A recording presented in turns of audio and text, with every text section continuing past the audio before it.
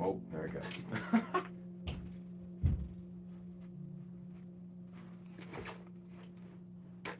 Welcome, friends. Welcome, welcome. Those online, those offline.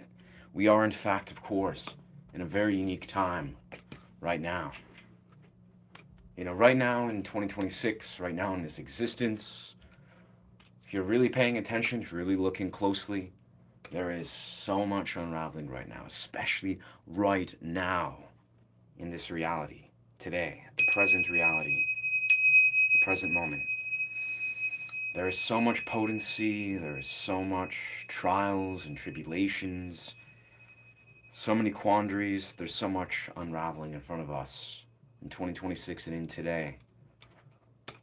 But as we are, as the title even preludes or underlines, we as human beings, we as men, we as women, we need to be strong. We actually really need to equip ourselves to employ,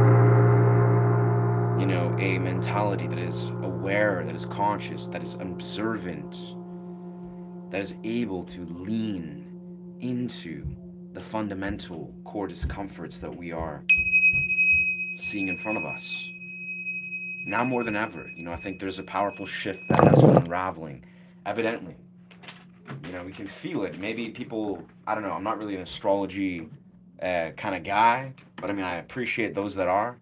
But, Lion's Portal, I think it's called. But all I know is, man, there has been a great, if you're really, showing up in the real world, you're just out there, there's so much intensity arising right now. There's so much that's kind of unraveling, and it's just, what's the word? Culminating, let's say. But, we don't have to buckle under the weight of, all the sort of the, let's say, yeah, the weight of what has been unraveling, or all the things that are sort of coming to this head. We can see ourselves again, be resilient, be strong, be present within all the chaos or whatever the confliction of what the world is kind of just like hitting this just experiencing, I guess, in this moment. There's just a lot. What's poppin'? My brother Heath Ledger. What is good, Doc? It's your boy. It's your boy. It's Heath. He's back. He's back, and he's playing guitar, and he's somehow got worse at acting, but he's gotten better at existentialism. I don't know.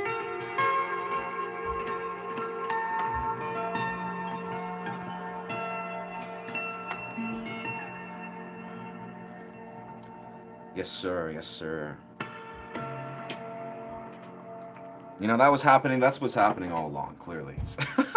Heath Ledger, who never passed away. I mean, he did pass away. Rest in peace. Blessed soul. But now, let's just say he just disappeared. He went under the radar for a while. He's just been living in his highest reality in his own way. Just observing. He was taking a step back from all the chaos and the public dimension, getting himself rooted. I don't know.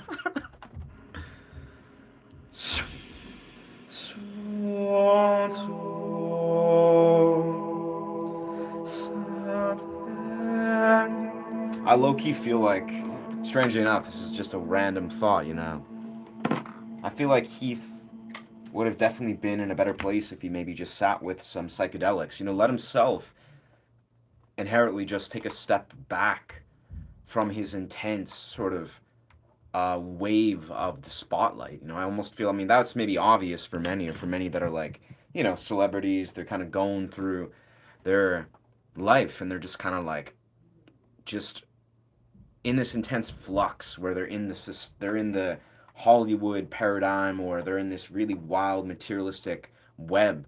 It's like, how much do they just need to give themselves permission to just take a step back, like just completely disconnect from this chaos and root themselves and really just center themselves, and I've just, yeah, strange thought, but man, I feel like how much peace and clarity would a gem like Heath Ledger have found, and how much powerful, presence could he offer if he would have just, been like, what, I'm gonna take a moment away from making movies and maybe engaging in the intoxicants, or just trying to almost like engage in this crazy, chaotic, hyper-stimulated society and just gave himself permission just to be like he constantly talked about it. Maybe he did psychedelic medicines, maybe just spent time, spending time with loved ones and loving himself and just stepping away from the spotlight. But of course we'll never know that. Yeah, no. I'm trying to address there's a weird buzzing that's going on here. Weird buzzing. What was the root of this last time? I think it was just gotta. No?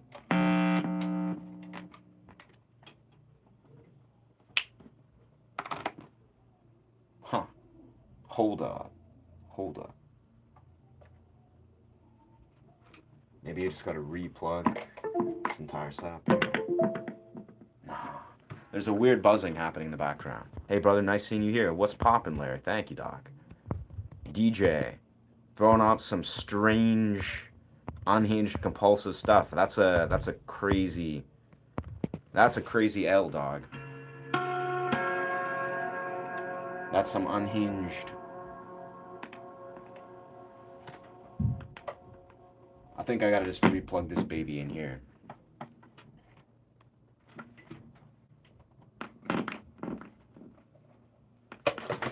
Whoa. 1 second, ladies and gentlemen. I'm just trying to resolve this setup here.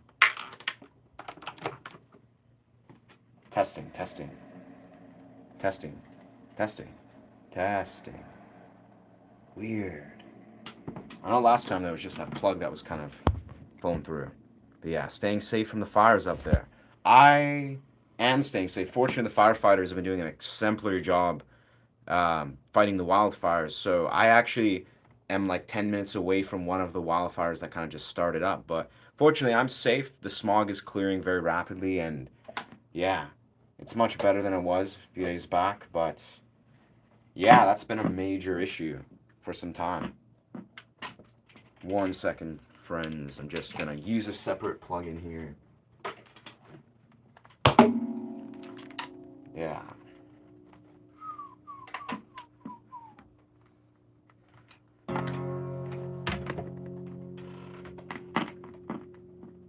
Is that the answer?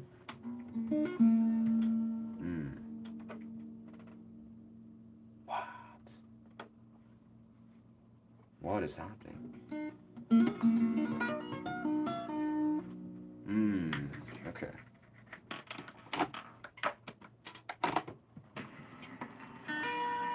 Beautiful. All right, we've resolved that. There was just a little buzz with the issue, or buzz on the thing. Gator's never been about playing. Gator never about playing. Sweet. So everything is going according to plan. I'm tired of singing. Huh. Oh, is the song, I'm assuming. I have no idea how to put this. All I can say is welcome to this live stream. For those of you that are new here, yeah, as we are, we basically just do improv here. We work on various dimensions of our improvisation act, do guitar, various domains, and kind of create a sound journey and just hold space for that. I create meditative journeys, I teach guitar, I do various things. If you have any questions about guitar as a whole, I'm all ears. But yeah. Let's kind of master this audio a little bit and then just kind of flow into... We need more rosin for that. But yeah, as we were kind of underlining, man, I don't know about you guys, but it seems like there's a lot of chaos unraveling. These last 24 hours, like I found myself go to a rave yesterday. I actually went over, saw a friend, spent some time, had a beautiful evening, and then I was like, you know what, I'm going to go to my favorite venue and pop by and listen to some dope live electronic music. Really fun time. But man, there was so much chaos in the air. Just in the city, in the surrounding areas, every little domain, there was just so much chaos. And it feels like on a collective level, there is a lot. And even when at the show, I felt like there was surely a lot of very like unhinged, very unstable, dysregulated energy. It is what it is. We're all human beings. But it's very, very apparent. I was like, wow, a lot of people seem to be kind of, I'd say, apex in their integration. And I hope they figure it out. I mean, I hope my fellow human beings in the real world and my community, hope they sort out whatever's they're trying to sort out, dealing with the stressors of life. I get it.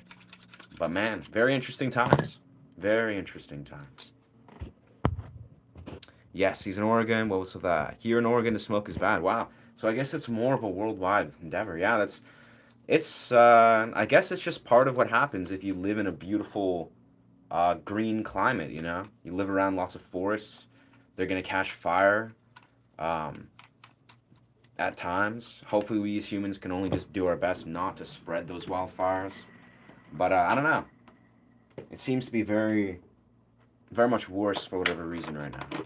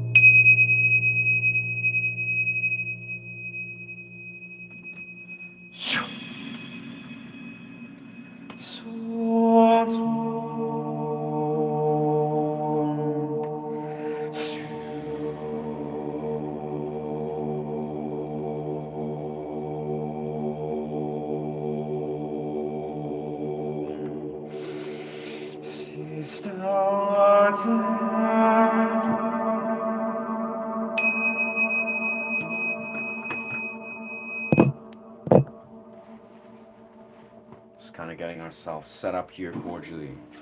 Tiny Bo, is that cool? Yeah, dog. Yes, sir. Mr. Yates. Can't tell if you've been here before, but yeah, bro, we are doing violin stuff. We do violin, various instruments.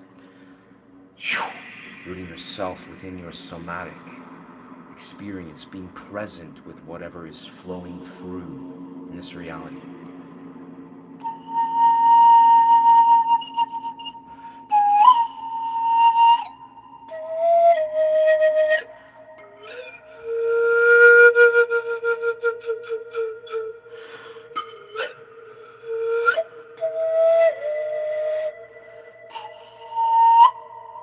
I found myself over these last few days I actually meet some very interesting human beings. In my adventures, just going through the city, through the beaches, randomly just talking to other creators, other human beings, younger people, people my age, people in like a similar generation that are desiring to become creators. And the beautiful theme of sitting with, how does one really just begin to break through to a belief system and a philosophy that lets you see how you can say simply achieve what might people might say is impossible. You're like, I'm on this quest. I want to do something grand. I have a vision that maybe the world or your whole experience is conspiring against. Like, you're like, this seems difficult, seems challenging. It's requesting a lot of you. But the reality is, there are people every single day that are living an abundant reality, that are doing things that some people would deem as completely impossible. Whether this is like, I want to be a thriving, abundant human being, and every right of what that is. Or you want to lean into being a creator, be it a content creator, or be it if you're just like a musician, a guitarist, an artist, whatever. And I've personally been blessed to cross paths with a few beautiful souls that I've just had very intense conversations about, just planting those seeds of being like, this is possible. You can go down this path. And these are profoundly capable human beings. And it's so beautiful and affirming to meet these people.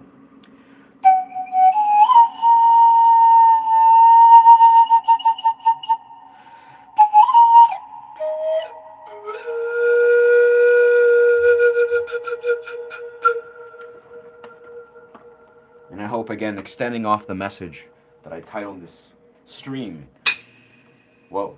I hope you too find yourself, letting yourself kind of see through, see beyond, and recognize kind of what I was putting in this recent long format video of how you can give yourself permission, especially in these trying times. Like, especially, You know, say you're feeling the intensity that I was kind of underlining, where you're feeling overwhelmed, you know, by, who knows, the astrological events, maybe it's the Alliance portal, maybe it's just, who knows, stresses at an apex. And you're like, man, life is just overwhelming, you know, and your whole being just wants to run away, wants to default into escapism. But you realize there's another way, right? There is another path, there's another choice where you can choose to identify, excuse me, and resonate with your higher expression of self. You know, be like, you know what? Is this a moment to enter into a higher role, a higher expression of who you are, who you want to be, of what you want to do, and nurture that, feed that, let that ruminate through your being. And that is a choice.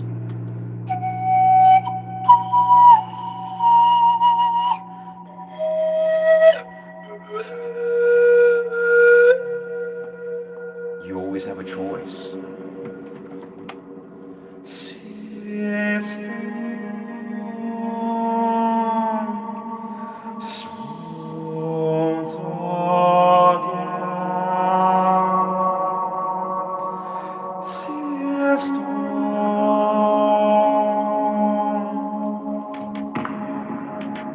Mic drop. But just in the sense.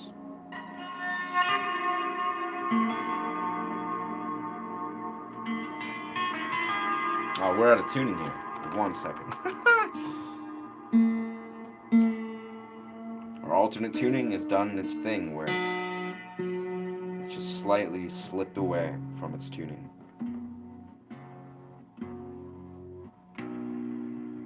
There we are. We're back in tuning. In the Police, perhaps take your take. Not a cover artist. Thank you for the beautiful recommendation, though, brother. Yeah, nice. Walter, you have no power, brother. You have no power, brother, over yourself or anybody for that matter. And that's evident. And I feel for you, dog. I mean, again, you're the product of your decisions. You've made the executive decision to just spout your own compulsive insecurities. And I hear you, Walter. I hear you, brother, like man to man, you're struggling. I get it, dog. You're struggling. You're feeling disempowered. You can't see the forest from the trees. You can't see with clarity. That sucks. That sucks to be you, Walter. But good luck with that, brother. But you also have lost your rights to comment on this channel. So you're clearly not, you're not going to make any character arcs anytime soon, brother. I hate to break it to you.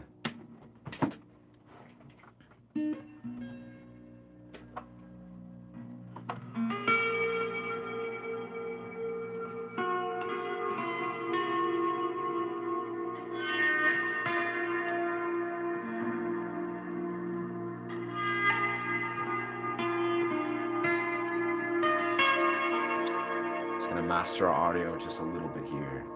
Make sure it's not too attacky, but not, still got some beautiful punch.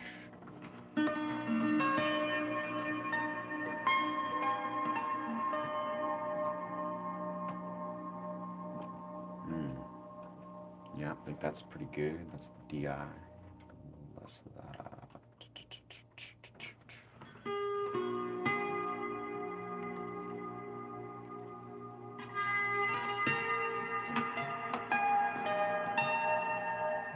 And let's bring our audio mic on our camera a little closer. Let us just pop on our computer and kind of hear how the microphone sounds from your guys' end. Let's see. Welcome, Frank. Let's see. Going to live. Welcome 14 people. Going to live. Yes, sir. Computer and bring our audio. Yeah, that's, you know what? That sounds pretty crystal clear. Yeah, I'd say. Get play intro to Hey There Delilah. That's a beautiful song, dog. Weirdly enough, stuck in my head for a long time. But nah, not a cover artist. That's not what we're here for. We're just here to hold space and play meditative improv. But yeah, namaste. Yeah, song request. Still not a cover artist. Never going to pivot into that direction anytime soon. Well, thank you for the interest. I don't know. This is the recommendation of what's been live with you, my friend.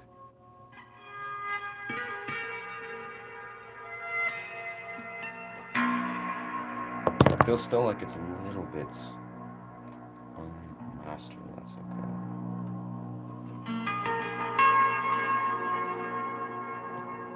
Audio is a weird thing. You can go mad trying to constantly just calibrate it.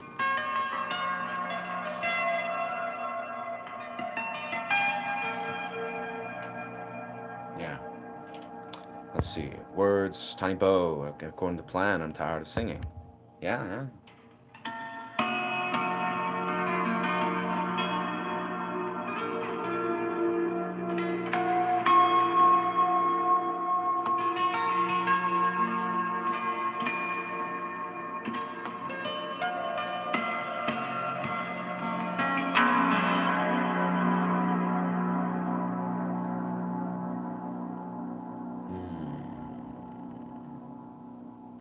Yeah.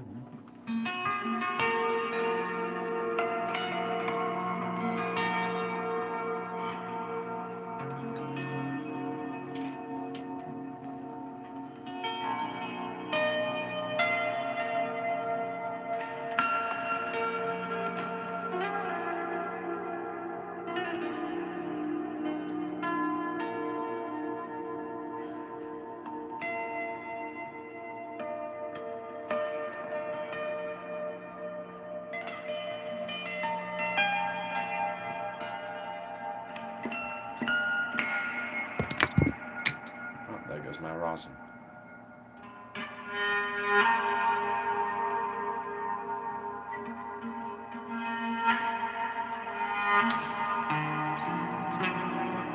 This is my audio still a little bit weird right here. I wonder if it is because of this plug in here. I'm gonna try one more thing to kind of secure that. I don't know. I think my interface has been doing some funny stuff here. But... Whoa.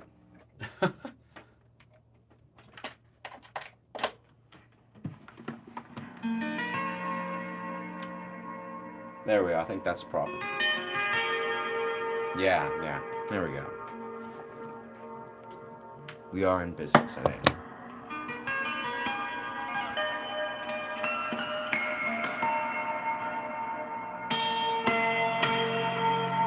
That's what we're going for.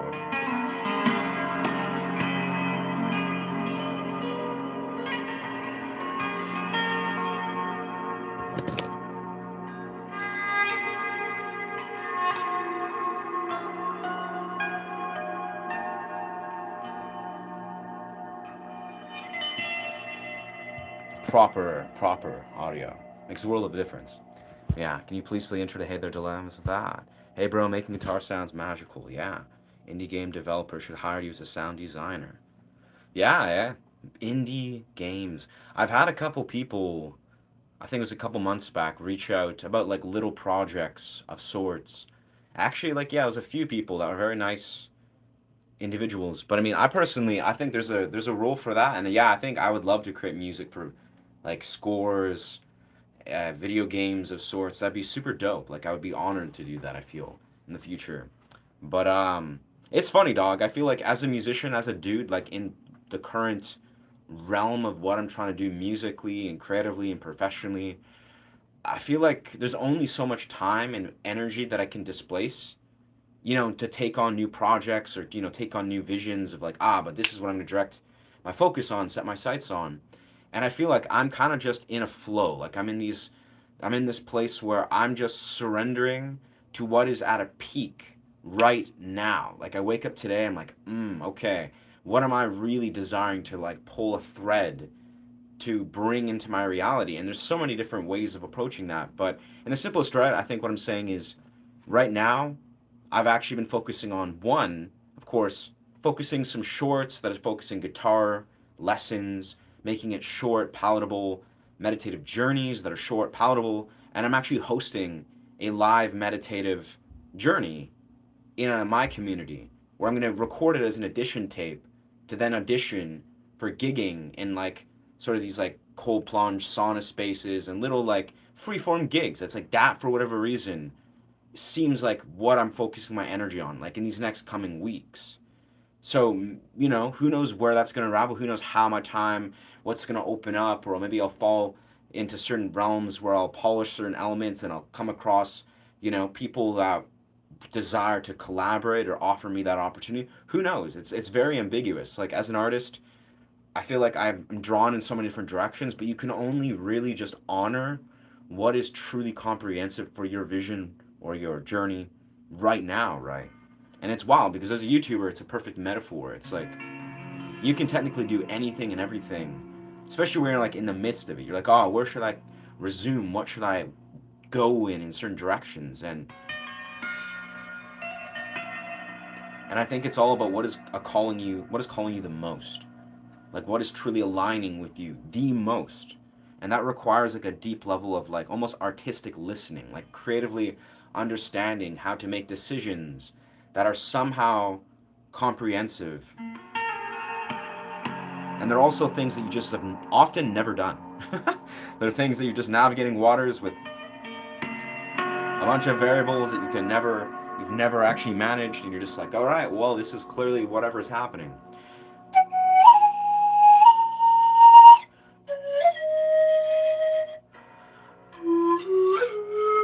And kind of, for me, it's all revolving around, of course, me just showing up and making good music, or making music, creating, figuring out what I want to do. It's all like, whatever it is, it's all going to center around that. That's kind of like the way I like to lean into this stuff. I just get experimental as possible and focus on the music primarily, and everything else kind of just naturally aligns or resonates more or less, and I just listen to that. Testing. That did not work. I'm still hearing a bit of a buzz. This is kind of, very subtle though. What is that? What is that really though? Oh well.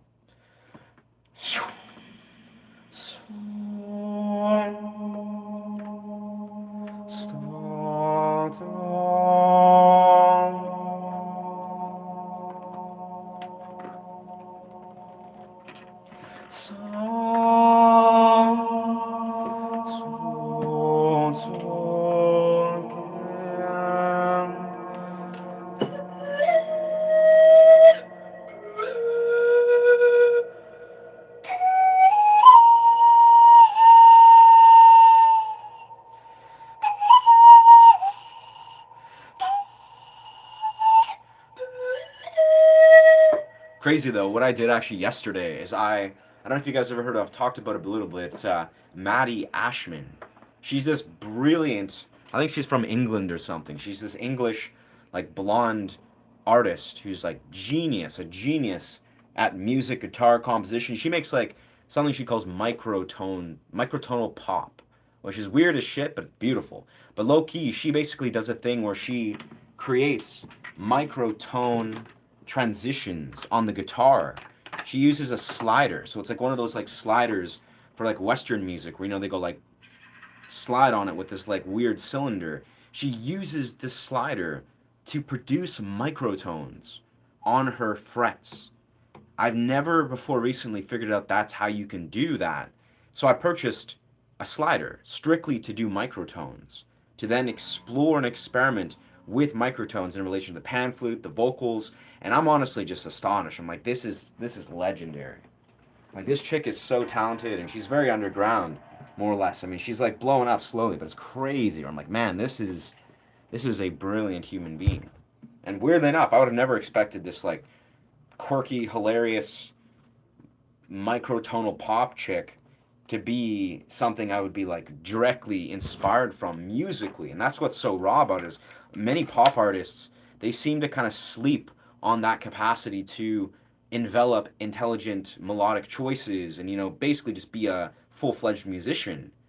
But this chick is like clearly a very excellent musician. So it's dope as fuck to see her. I'm like, this chick is inspiring and very talented. All right, now I'm gonna set this baby up full on. Let's do that. Let's pop on this loop pedal.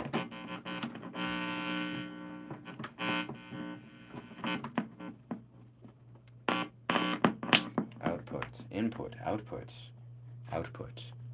Big up from Italy. Nice, nice, nice. Nice. Nice. Magic. I like turtles and subtle buzzes. I mean, I like subtle buzzes too, bro. But when I'm, trying to set like a meditative sound here, it's quite the experience, brother. And I hear you loud and clear, Meta Glass Man.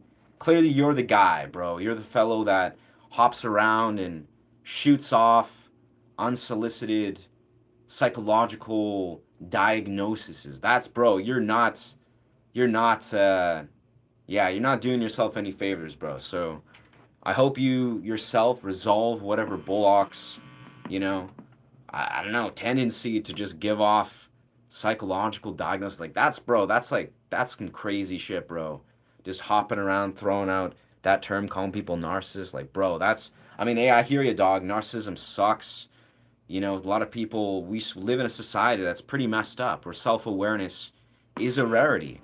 Ethical awareness is a rarity. But I can say with confidence, if a homie pops on a live stream and just tosses that out, like nonchalant, they're just like, oh man, this guy is that. He's a narc or a narcissist. Brother, that's a projection. That's a you problem. Like, honestly, homie, you're coming across not to give you power, because that's probably what you want, but I'm telling you, bro, that's not looking so good for you, my friend. That's I low key think you're the one that's emanating that. So good luck with that, Meta. Good luck. You'll figure it out, brother. You'll figure out the difference. Hopefully, you know. If not, say la vie. That's your story, dog.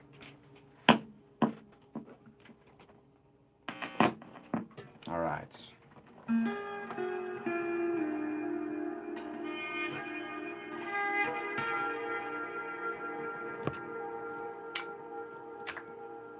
All right. Did we successfully set this? So this is kind of the loop we were playing around with yesterday, or 2 days ago, actually.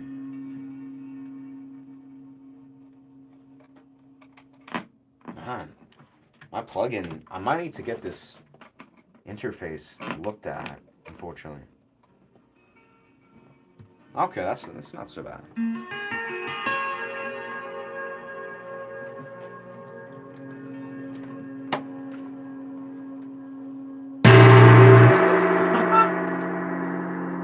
Excuse me, friend. I hit the I hit the wood part. I see what's happening. I gotta there we go. The wood part was not supposed to be revealed there.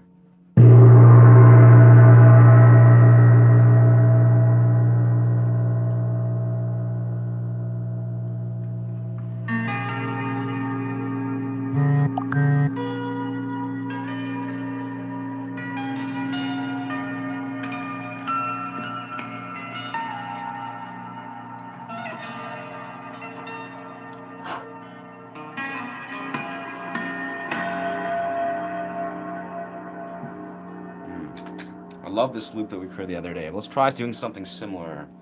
Kind of doing a fresh loop. We'll keep that guy saved on there. Kind of the essence that we're resuming from the other day is we're trying to do very gentle cadences, like slow rhythms.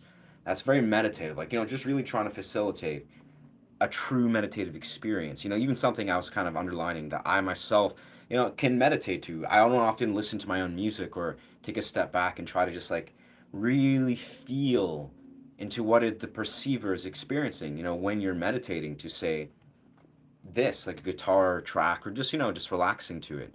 And I feel like as the last couple of days, I'm trying to really lean into that. As I sort of underlined, I'm doing this meditative sound journey type thing in person in my community in the next week or so. So I feel like I would love to zero in on that. Oh, the button is kind of stuck here.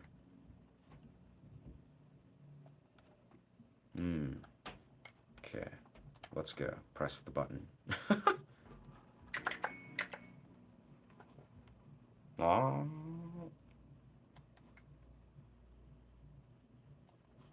The button is completely stuck. Weird. Interesting. Hit it again, full force. Are you expecting a storm to come through your home? Why are you wearing a hat? Bro, you're asking why people wear hats? I don't know, bro. I feel that's a you problem. If you don't know why humans wear hats by now, I think you got greater problems. And I hope you figure that out. I mean, I get it. It's stand-up comedy. I get it. I like Eminem. I like Matt Rife. I fuck with comedy, but that's some low-tier wit, my guy.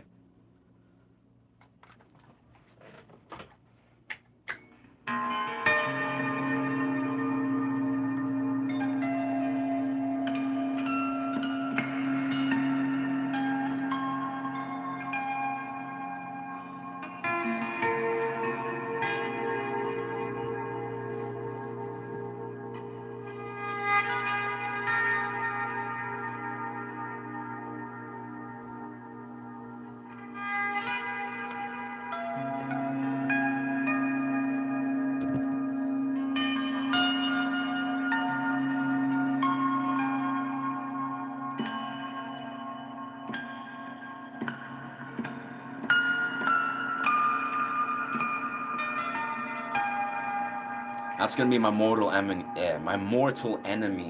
I feel when trying to do these meditative journeys, without a shadow of a doubt, it's just mastering the artificial harmonics in the perfect meditative strike. I mean, it's not that hard, but it's like so much can go wrong when you're trying to make like a very clean, meditative harmonic execution.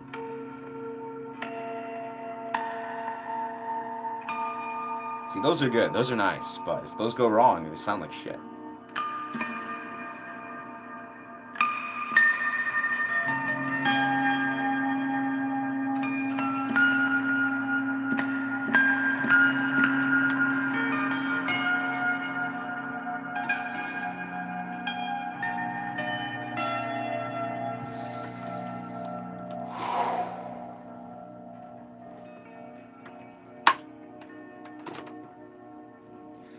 Oof,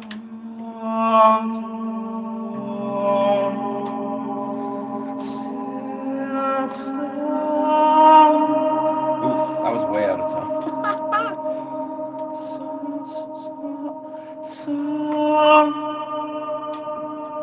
Somewhere there, I don't know. My voice is not warmed up at all, admittedly so. My camera's leaning on my microphone or my water bottle, so just situate that. From where do you get these high frequency sounds? If you're referring to the harmonics, they're atonal or, artificial pinch harmonics. That's kind of what's happening here. Like that right there.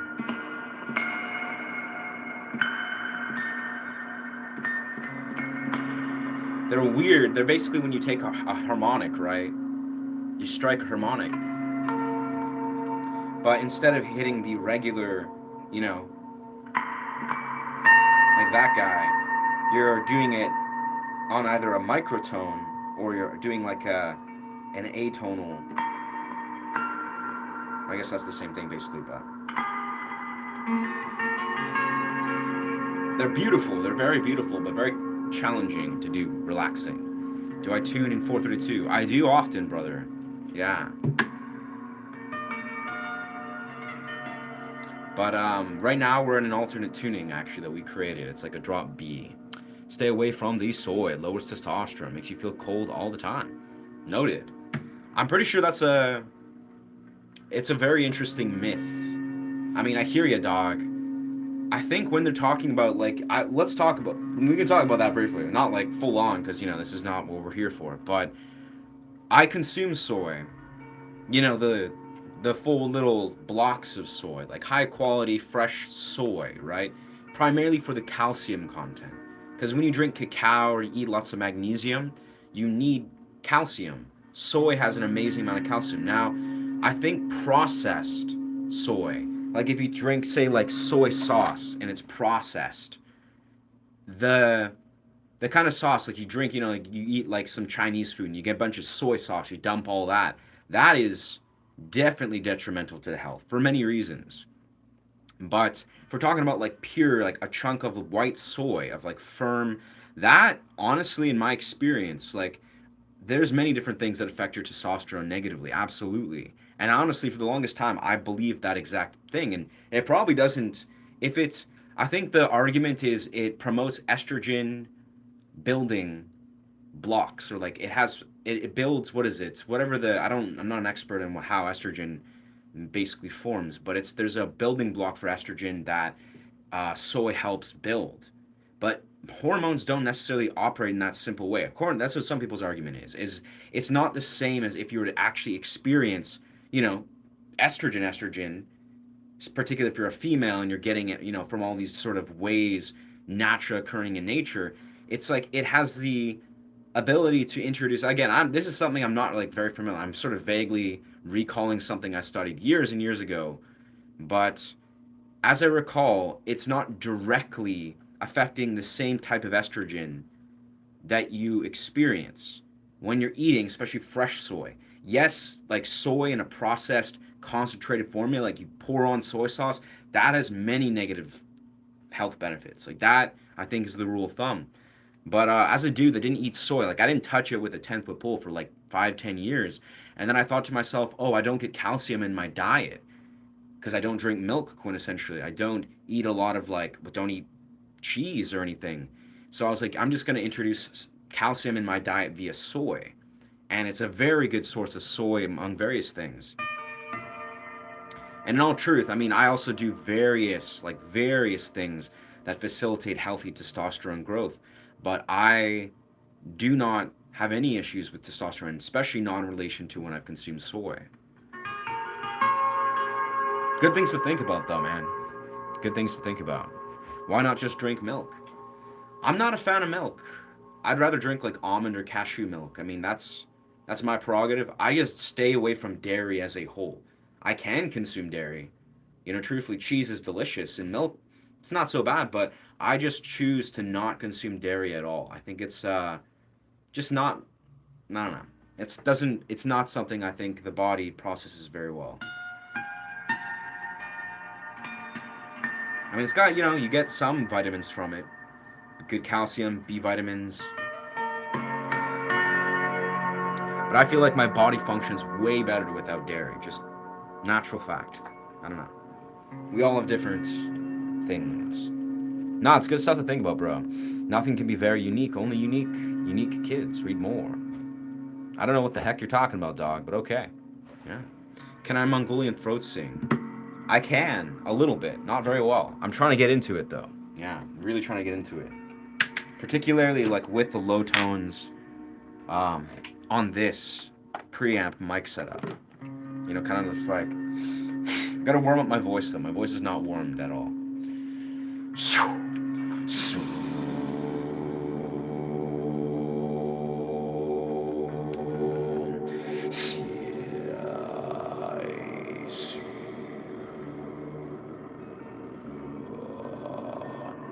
Yeah, it's not... I don't know. I gotta, like, lean into the lows.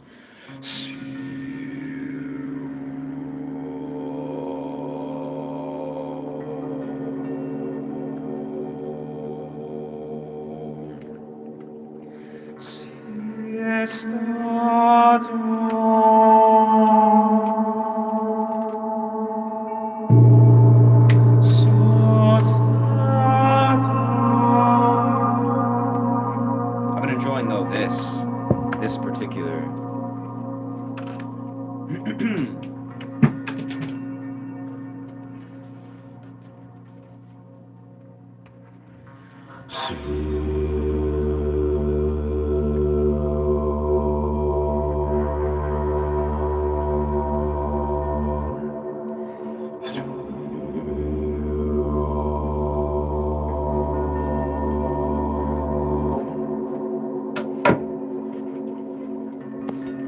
feeling, seeing, into a heightened state of awareness. Being an observer of your reality.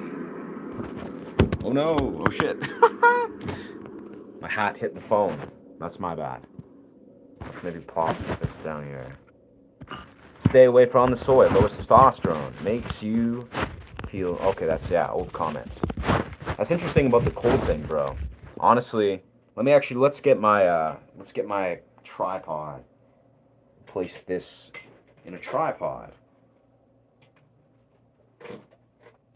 It's beautiful what's the word? Words are eluding me right now. This portable tripod.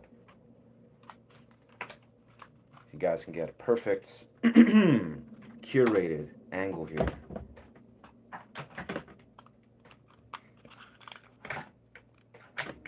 Whoa.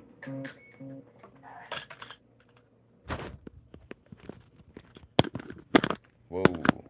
Okay.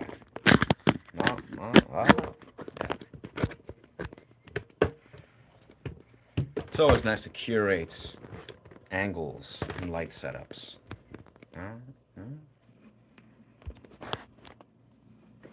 Testing. 1, 2.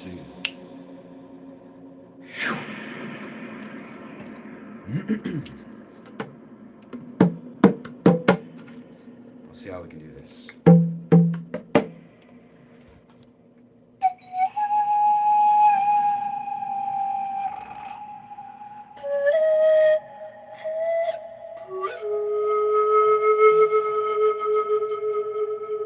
Maybe we can loop. Yeah, let's loop in some of that. Let's loop in those babies. If our loop pedal will cooperate, we gotta like... There's something weird going on with this loop. Oh, it's kind of all tangled into my tripod. There we go. Golden. Thank you, entertaining. Yes, yes. Yeah, there's a lot of cool stuff you can do with this kind of domain. Alright, let's replug this in. Hopefully this will fix that glitch. Might be the button itself. Physically, it's just kind of doing some weird stuff. No. What? How do we fix this? Huh. Well, that sucks.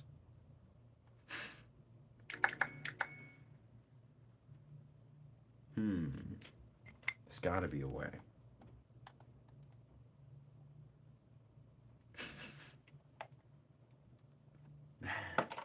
Why do these buttons on the loop pedals, why do they suck so much? They just get broken. It's surprising.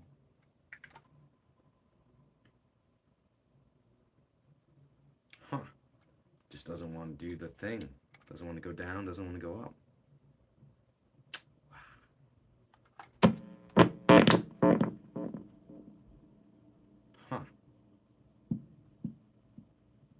Maybe there's a way I gotta troubleshoot this if I reach out to the company, but interesting. Lots of experience.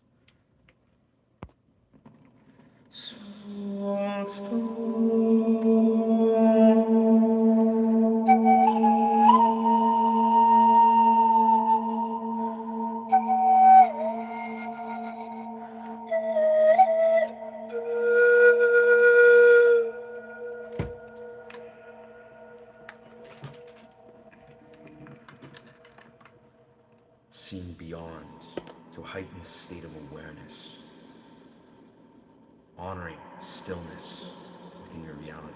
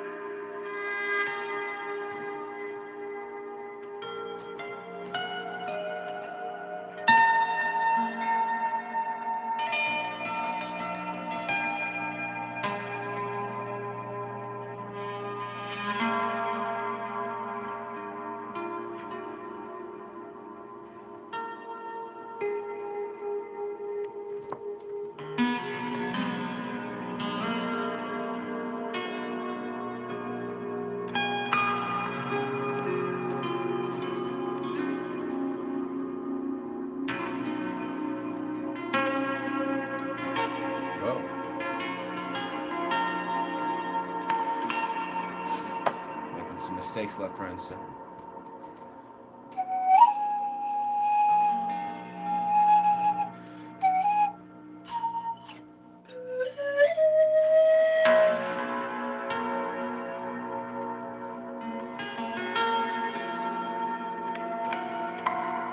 Remember, friends, perfection is not real. Perfection is an illusion.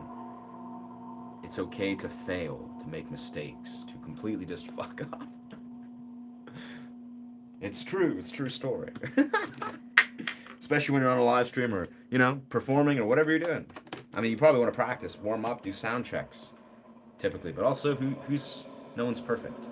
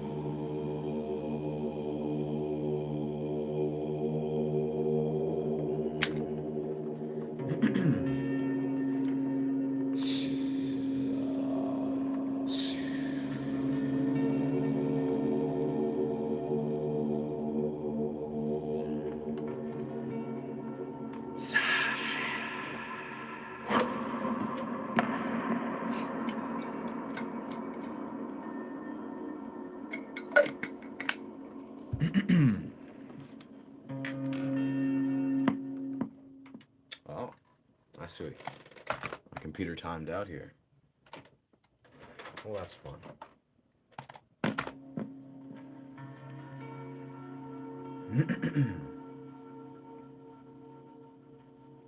Honoring the power of choice, the chosen path that you can follow. In every single moment, you have a pivotal decision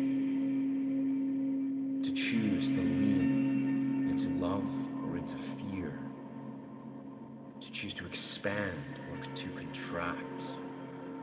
The choice is yours, but you are innately the product of the infinite realm of decisions in front of you. So choose wisely, my friend. Just knocking over everything here.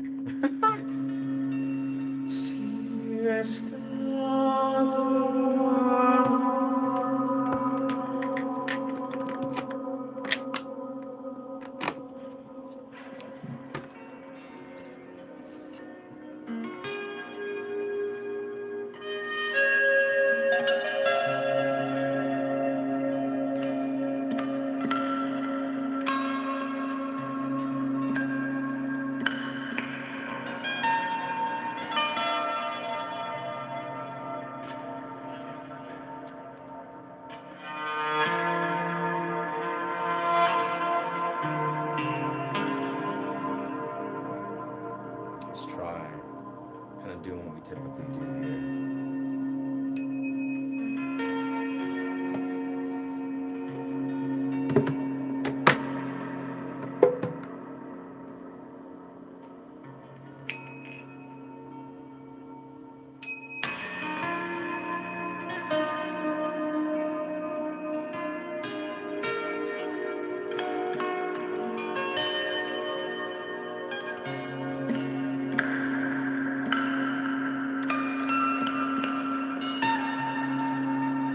Looking to readjust this guy here.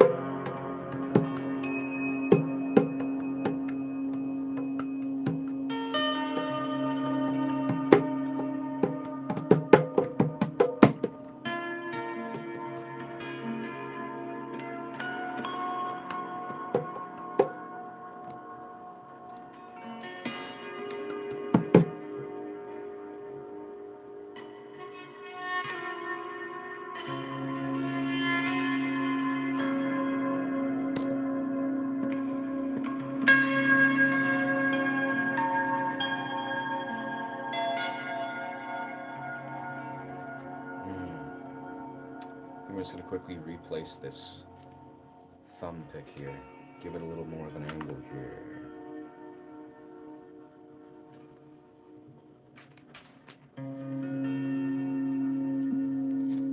You're going young. Sick. Never miss something. Nice.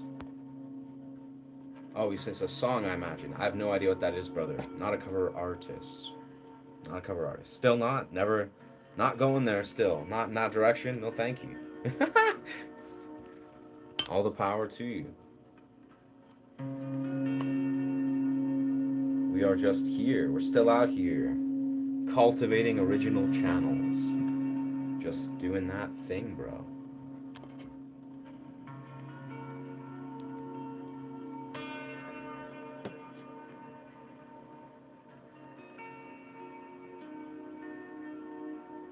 Maybe turn up the volume a bit on that back loop.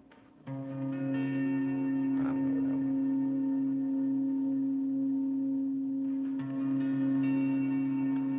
Wow. Remember, friends, to value your energy, to value what you absorb, to, really just engage and entertain in that which values and honors your energy. Whatever you are, wherever you find yourself, it's like your energy is valuable. You are valuable. You are valid. And those that do not honor that, your presence, let that not be where you focus your energy or your, yeah.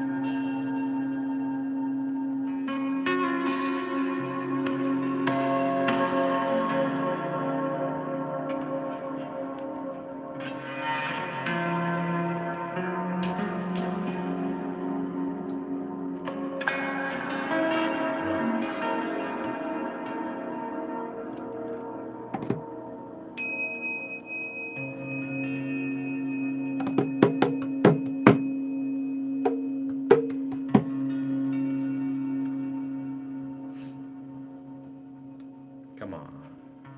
This little...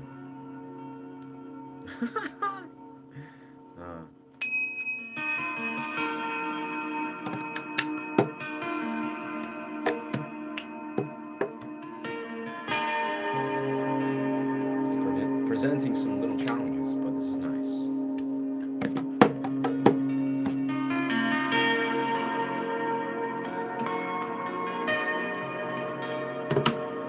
Interesting. Inspired to invent.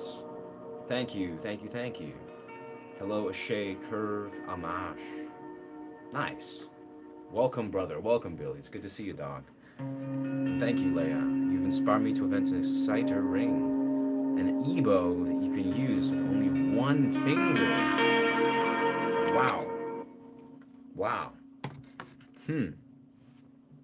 A ring that's an EBO. Right, right.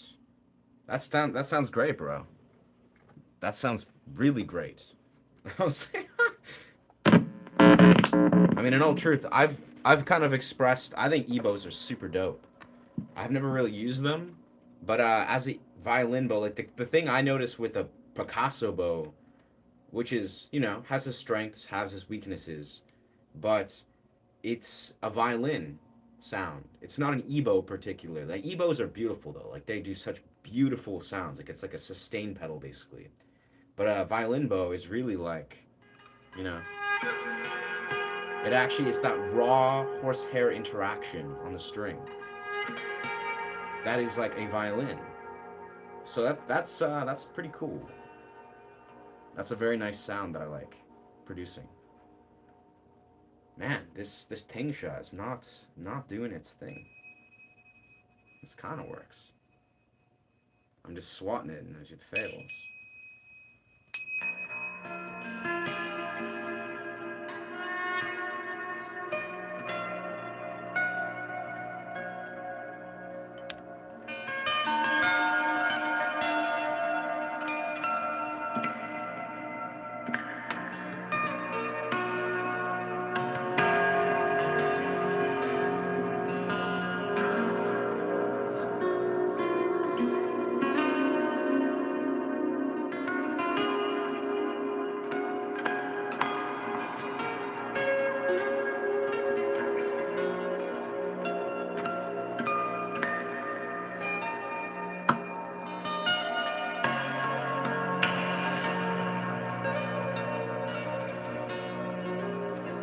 You know, I really enjoy, in a sense, playing even when I've not uh, calibrated my sound setup or warmed up even per se. Like that's part of what I love to do on this, this stream is like you get to see the progression. Sometimes I warm up in like 5 minutes. Sometimes it takes like an hour. Sometimes depends on what I'm doing, depends on what I'm engaging in. But it's fun because, you know, sometimes I've been like playing guitar for hours a day in for weeks at a time. So it doesn't it's like you never don't see me warmed up. But when I'm not warmed up, like I haven't played guitar for like a day or something, and I'm just, maybe sleep deprived, it's kind of fun because you kind of get to see in real time that some of these things, I see this myself when I kind of look at myself and I haven't played guitar for a few days, and then I like try to do what I'm doing half the time. I'm like, whoa, this is not as easy as I thought. Or it's like this is more challenging than I sometimes, give it credit for. But the fingers and the mind and you know the mind, I guess, it adjusts very well. Or once you hit a certain level, of musicianship or whatever, guitar playing, it's like you can in fact fluently just upkeep, you know lots of crazy dope stuff. I guess all I'm saying is it's kind of humbling sometimes, like, whoa, like I kind of forgot how challenging some of these things are to do when I'm not warmed up. It's great. It's good to be humble. I'll be humbled.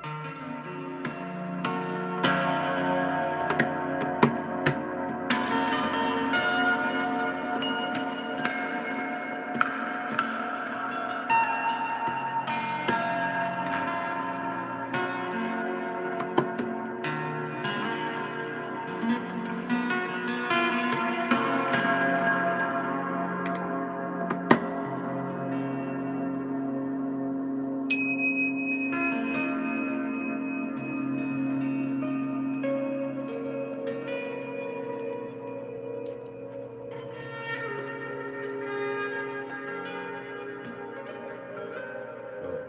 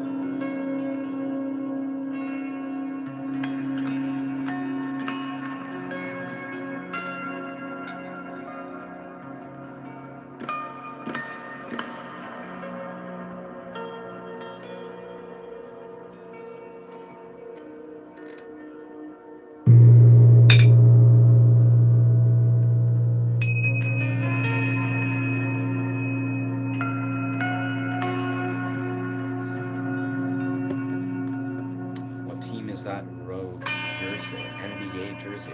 It's not an NBA jersey. I think it's just a jersey. I think it's a like special edition of Electronic Artist. It's like an electronic artist, I think.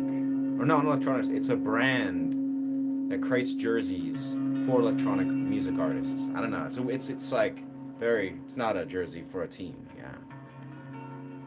I had a guitar with piezo's underneath. the fretboard or even under the fret wire, almost like saddle piezios. I've heard of those. Well, I've played one with my friend's Martin guitar. Yeah. Yeah.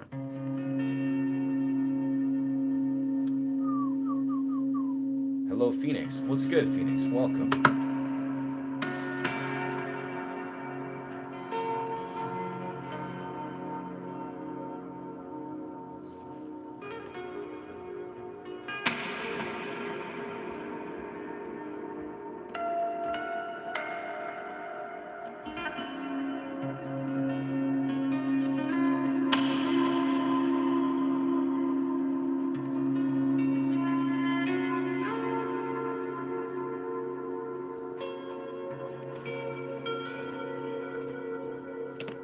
Interesting, interesting, interesting.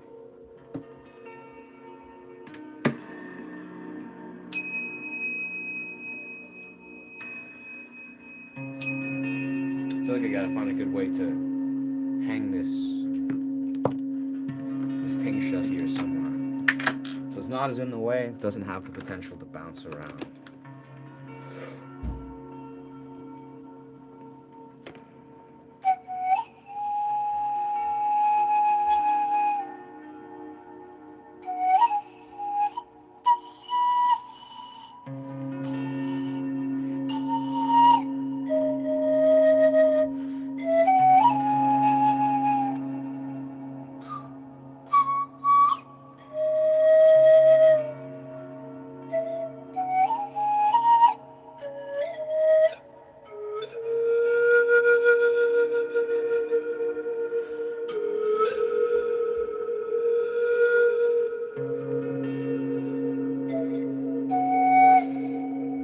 Tricky to do that with one hand.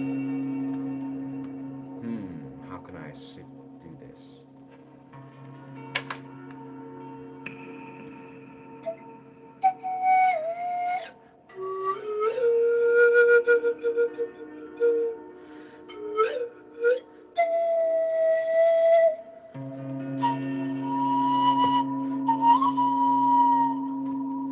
Interesting.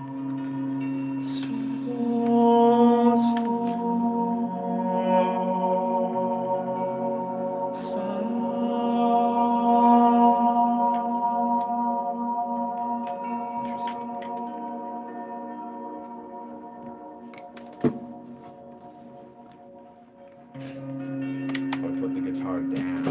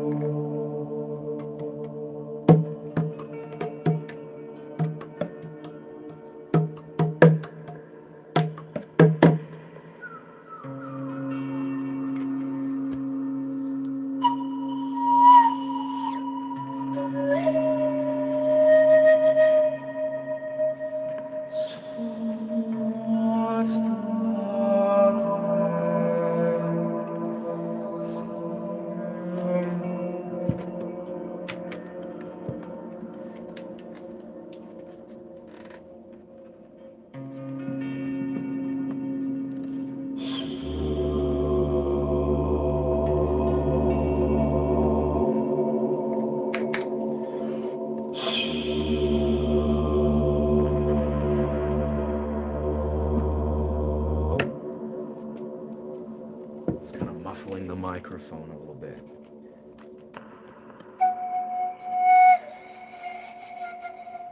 Gotta kind of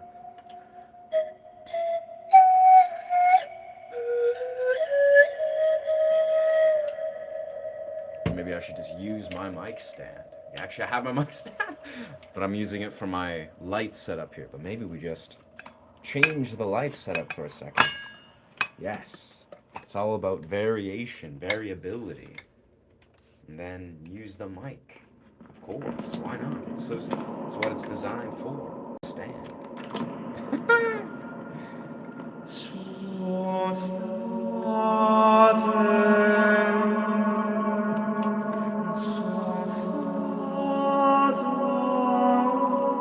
Hands free, so much better, so much better.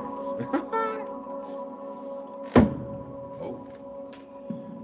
Oh no. Man, we don't have enough space. We don't have enough space, it seems. Or at least the way we've oriented ourselves. Hold up, I know what we can do. I know what we can do. We're just bumping in everything.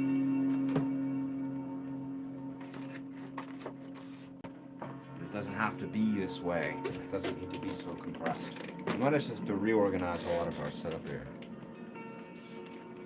So we move ourselves a little bit backwards here. So maybe we will have room. And didgeridoo is a pretty long. It's pretty fucking long. Oh.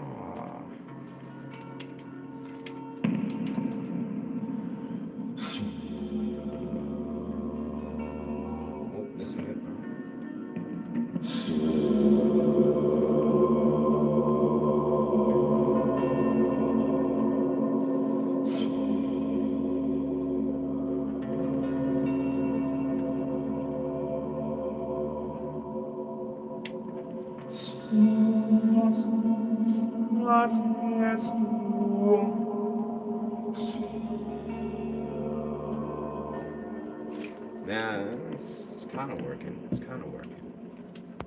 Imagine if you had a guitar with piezo's. Yes, sir. Yeah, it's a nuts piezo and then size the nut. That's nuts or the piezo at the nut. Right. How much are piezo pickups? I wonder. I mean, you've probably got the right idea, dog.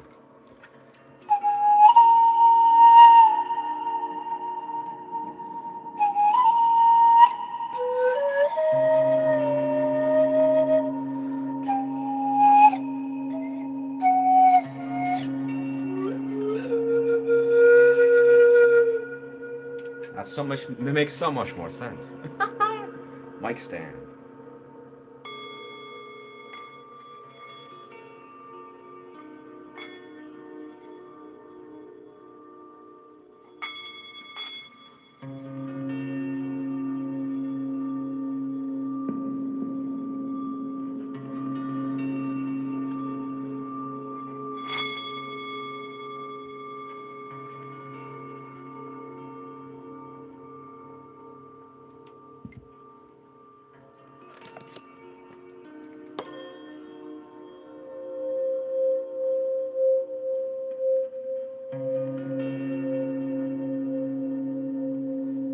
I don't know.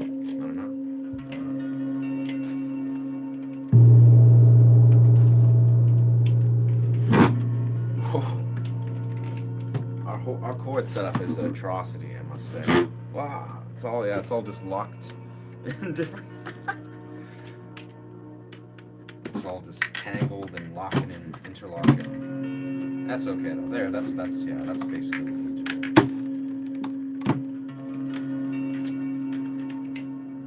What it do? Oh, what's good, T-Mac? I'm good, brother.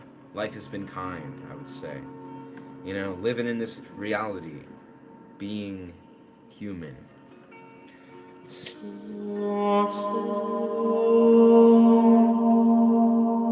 probably need our actual mic stand here. This is not our actual mic stand. That's over there on our gong.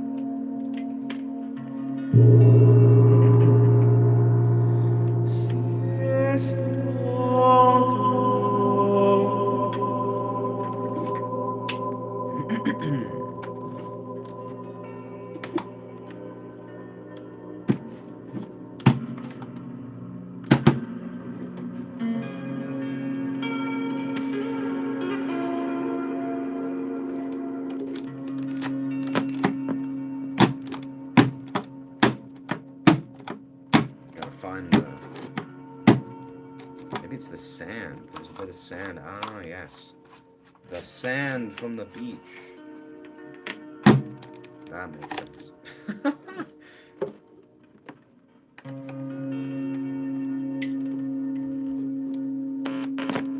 Oh no, that's not what we're gonna be.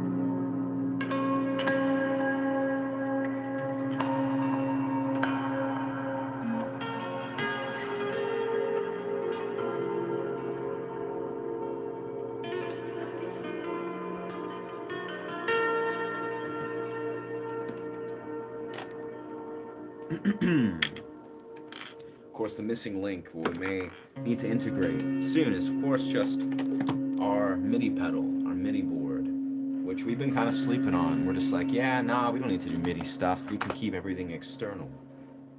You know, for the sake of keeping things, well, external. But if we're like, you know what, why not just do the thing? You know, we have a beautiful MIDI board that we like to produce like a beautiful... shit. I think we're feeling like we're ruining the meditative illusions a little bit with all the the sounds and stuff falling around, but let's see.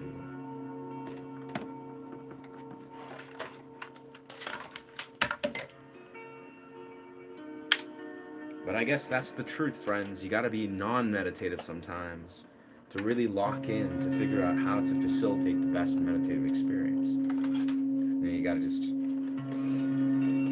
knock around stuff and, I don't know.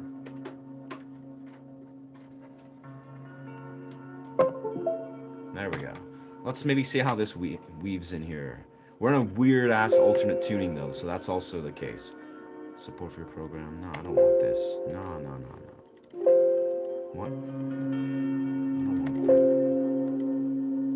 Let's close that. So if we open up our Ableton... Manavi is freezing our computer. Ah, of course. Beautiful. Ah, Manavi. You're trash. I mean, not really. Manavi's awesome, but... had to reset my computer because Manavi wanted to offer me a free trial. But I don't want their... or not a free trial, like the trial has ended, so they're forcing me to get another free trial, or I don't know what's... just froze my computer. It's great. Alright, so now we're just restarting, rebooting. There we go.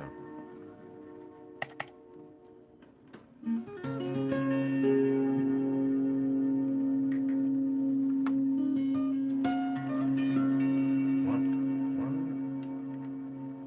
The loop is playing. This is plugged. Yeah. Yes. Computer bruv. Yes. Yes, the computers are robot overlords.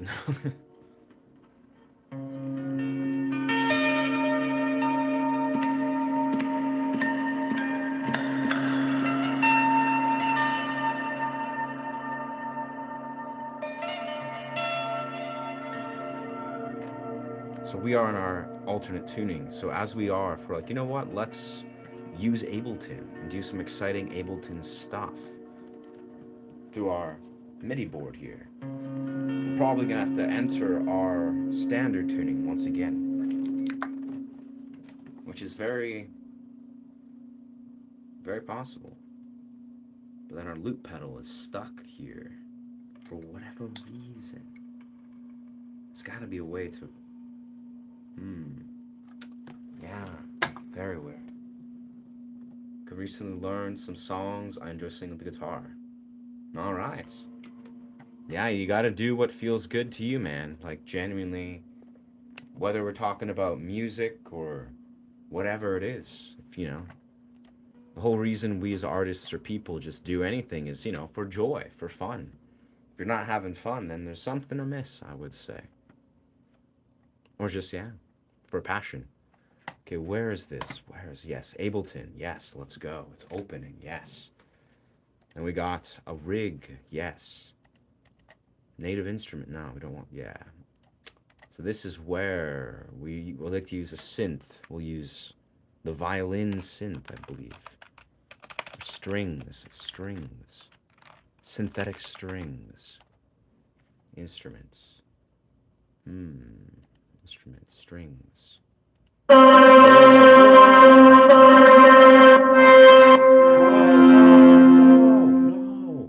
Wow, that was horrible.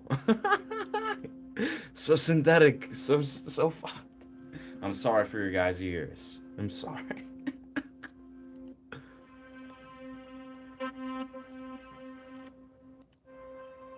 I remember the first time I was in Ableton, that's how they like operate. We click it and it just plays out these garbage off the world. Is it that one? Man, they all sound like trash when they play them out, where they're just like, this is what you're creating with, and then they have this weird synthetic. Wow, this just fell again. The synthetic sound. I remember the first time being on Ableton, hearing them all. It's like, wow, is that actually what I'm dealing with? Like, I'm trying to hear this robotic-y, garbage sounding, like, artificial instrument. Like, is this what? It's just so jarring, just like that. Yeah, true story. Okay.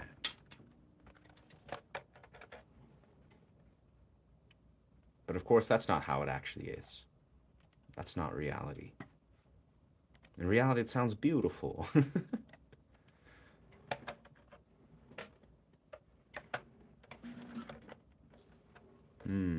Hold up.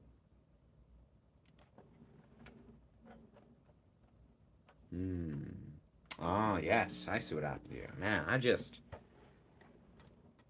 knocking everything over. So we have this setup. This is our setup here, right? This baby goes into here. Magic, yeah.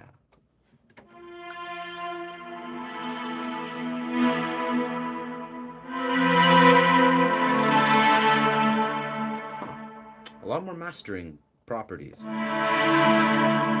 Still sounds kind of shite, but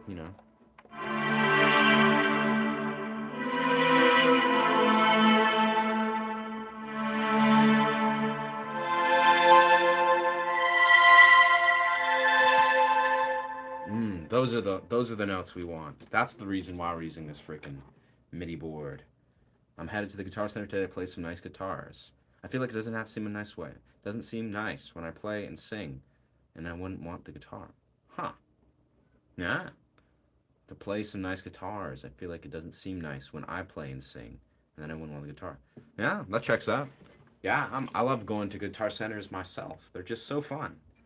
Yeah, I hope you have a blast, man.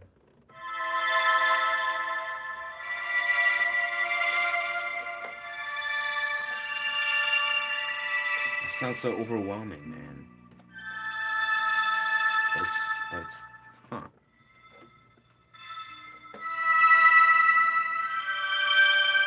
I gotta find a way. Gotta find a way to adjust this. Yeah, no,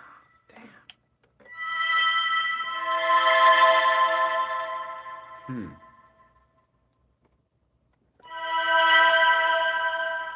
Interesting. Well, we'll come back to that after these. But as it is, that was just something I'm gonna integrate with that. What is poppin'? What's good, dog? I'm decent, Trundy. Yeah, not too bad. A little sleep deprived. I was out pretty late last night at a show, but not that late. I actually didn't drink caffeine or just like, I popped in a show last minute and just like checked it out. It was a really dope rave. Gotta be honest here, that's kind of like earlier on this stream I was talking about how the world, for whatever reason, seems to be in a sort of interesting state of chaos. A lot of people basically seem to, like, in the very real sense, are going through some crazy kind of chaos. Like, it seems like, humans at large on the collective are going through an interesting shift. Maybe it's the astrological events of Lion's Portal, but it's just evident, bro. That's what I kind of noticed. I went to this rave, was downtown, I was like visiting a friend, and then I like was going on the bus, and at some point, the bus got clipped from a bike, like a person on a bicycle, but then the bicycle person was like this blonde chick who was on like hard drugs or something. Like she did not seem coherent. She didn't get hit by the bus. She just like incoherently just like boffed into the bus. Like she just didn't even recognize it was a bus, and the bus was roving by, and she just kind of dunk hit it, and then the bus had to stop and report it, and then everyone was like, whoa, what's going on? And I remember everyone got off the bus, and I got off the bus, was like checking if this chick's okay, and she's just like just losing her mind, like flipping out, kind of talking about how the bus is like, she's just swearing, saying it's a crazy bus, and I was just like, is she okay? Like, what happened? And she's just like having a panic attack. But now I don't know. Apparently, the bus driver kind of checked in on her. She was just saying she was incoherent and was like on some substance or something, and was just freaking out. It was weird. But anyways, that's neither here nor there. That's I'm very unfortunate. But this was in downtown East Side, so unfortunately, a lot of people were like, you know, on substances of sorts. And this was just a little, it's the chaotic part of Vancouver. So I remember just got on another bus, like, okay, that was something very bizarre. And then I continue on to the show, and then, man, it just seemed like so many people of the show were just not, like, many people were dope. I was having a great time, beautiful humans, beautiful music, but I just kind of, like, got this brisk reminder. I'm like, man, some of these people just, they suck at navigating social dynamics. Like, they're not in the right headspace, or they're dysregulated, or they don't really know how to navigate the social waters of people's boundaries and XYZ, whatever. And I was just like, oh, this is very evident. And yeah, so that was an interesting endeavor. I was like, bro, wow, some people, they're just ethically, they're kind of fucked up. And of course, that's no surprise to any of us, especially as a guy. I love to talk about ethics and be like, like, wow, 2026, baby. Like, so many people are struggling to wrap their mind around what it means to be an ethical human being. But when you see it in real time and you just traverse these waters of, social dynamics, and you meet and live and breathe in the real world, and you see how some people really are just like in a very bizarre place. Like their moral compass, their ethical framework is pretty like lost or disconnected due to whatever reason. And you see that and you're just like, it kind of makes you a little bit like disheartened. You're just in there just like, like, damn. Like, a lot of people, they need to get their shit together. Not to say any of you find, ladies and gentlemen, are part of that category, or maybe you are, I don't know. Not to say that paints the entire picture of the world. The world's a beautiful place still. It's all it's all sunshines and rainbows, so to speak. It's sunshines and rainbows, but also, dark, harrowing, stormy clouds and rainbows, or whatever the fuck, I don't know, is the opposite. But yeah, the world's it's an interesting place.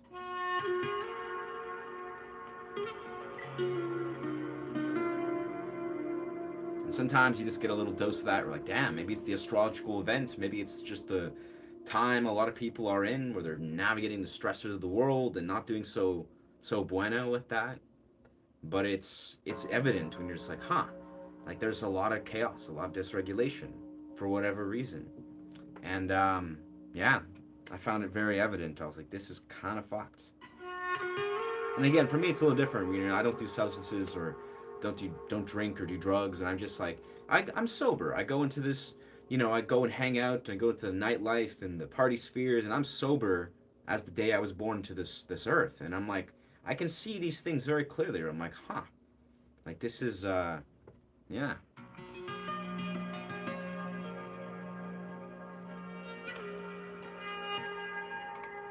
But anyways, to answer that question, I guess I'm doing great, brother. Yeah. In all truth, yeah, life's been pretty kind. Feeling the love, feeling inspired, feeling, rooted in my YouTube mission. I was kind of talking about briefly where I've been running into some beautiful humans on my endeavors that, express interest in being YouTubers, or they're like artists and singers. Like I met this one chick outside my one friend's artist complex, and she's like this beautiful gem of a human, and she's a singer. She does like neo soul and funk and whatever. She was recording actually in a recording studio when I bumped into her, and she was like, basically, I ran into her and she was like filling her car with all these like piano equipment and stuff, and I'm just randomly talking with her. And long story short, we connect, and I'm like, yeah, that's cool. I'm like, oh, word, like you want to become a YouTuber, and she's like, we're talking a bunch about how to do that and how to navigate being an artist and record music, and then we're talking about the acting industry, and it was just very cool. I was like, wow, what a gem, what a beautiful interaction, and I felt that level of like, you know, kindredness. I was like, yes, like here's a chick that really is talented, brilliant, and she's in that place where she really wants to cultivate a YouTube channel. She said she just made it like 2, 3 days ago, and she's at like 3 subscribers, and she's like trying to figure out and wrap her mind around it at all. And I was like, we should talk. Like we should just have a nice conversation. I would love to hear you. So that was cool, and that's happened a couple times in the last couple days. I've ran into random strangers who are like videographers or podcasters or creators, and I'll just have these random interactions, and I'll be like, I'm like, I like you. Like, let's talk. So that's been tight. Oh, true. A lot of us see change happening. It's true, bro. Well, that's the thing. I hope you're doing well too, Trondy. I hope things are flowing as they do. But a lot of CS change is happening. Yeah, it's like the change is. I actually, this is an interesting interaction I had. I was on the way back from the beach, Wreck Beach, where I go to record and kind of just chill and play music for the locals and whatever. And then I ran into this older gentleman, and then this other gentleman who was like maybe 10 years older than me, and then this gentleman who was like 10 years younger than me. And randomly, long story short, we had this like random talk that at first I wasn't really a part of it. I was kind of doing my own thing, just hanging, vibing, not really paying attention. But at some point, the discussion kind of went in a strange, skewed direction, talking about like economic structure of Vancouver and the political something. It got really charged. So I was just like, man, I'm gonna kind of be a voice of reason and talk to these random strangers about what I think. Like I was just kind of randomly being like interjecting, be like, friends, do you have an idea of what's really going on here, like in the next, like do you really think like they're kind of expressing their disdain about the economy and political this and I don't know, stuff I'm not really that well aware of, like political leaders and I don't know, parties of this, and they're frustrated and they're saying, oh man, this person's so bad and this person's shitty. And I was like, friends, yes, but you realize like what's gonna happen in the next like 5, 10 years? Like, do you happen to realize what's happening right now, like in the revolution or the shift of like sort of like this technological farce and the wave, and how AI is evolving, and how this is like basically society is basically collapsing in a very real way. And it was an interesting thought. I said a number of things, but it was a very wholesome conversation where what I'm simply saying is I got this real world interaction, which may occur sometimes on this YouTube stream. I don't know. I don't really get the intimate view of your guys' lens, but this was part of my intrigue. Was I was like, here's a guy. There's 3 dudes. One's 10 years younger than me, approximately. One's like 10 years older than me, and one's like 20 years older. There's like generation gaps, basically. There's like these 4 generations all sitting in a bus having a discussion.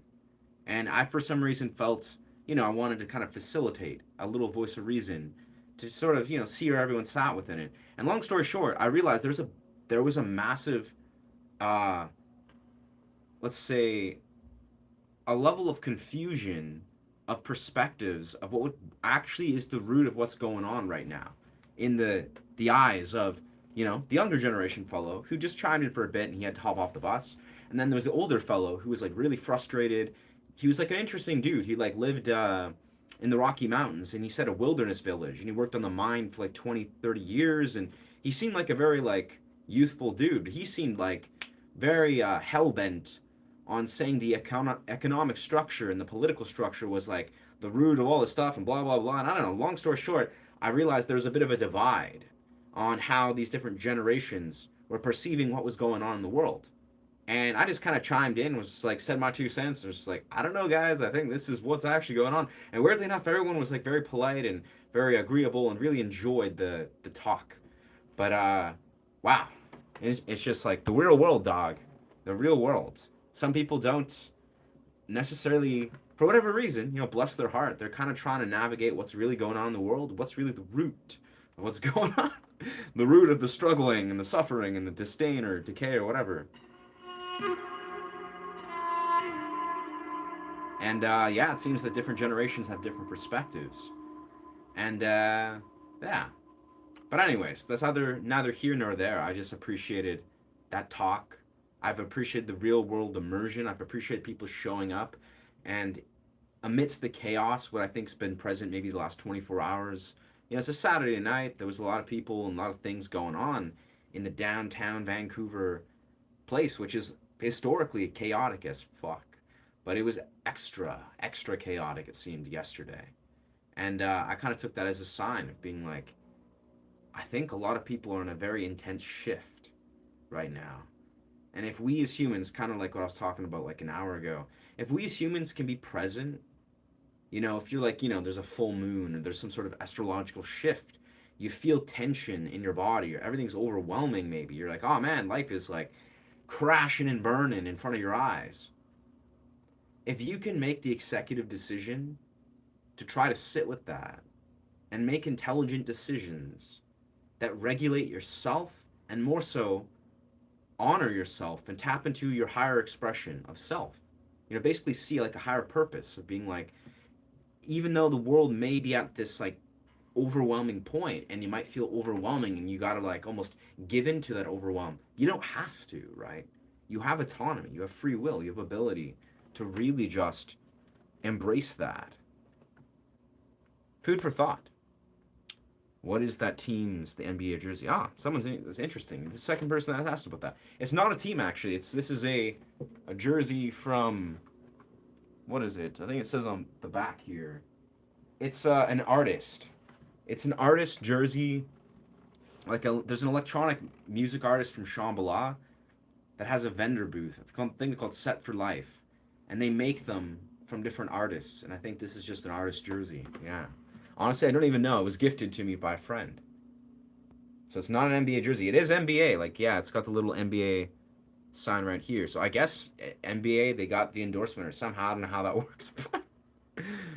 Yeah. An unfortunate level of self-hate today.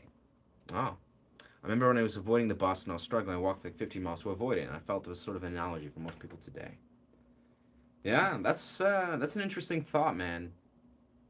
I mean, without extracting or unpackaging that too heavily, strangely enough, I agree. A lot of people, like the bus is an interesting metaphor.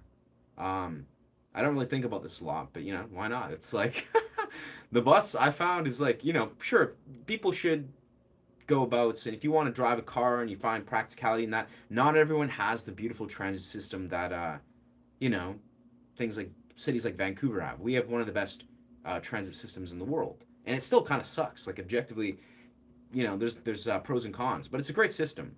But if you, by default, are like almost scared of the bus, and again, different countries, it's a lot different, I'm sure. But if you, by default, many people just don't ride the bus. They're like, oh man, I don't want to go on the bus. Don't on the SkyTrain. Don't want to touch transit with a 10-foot pole.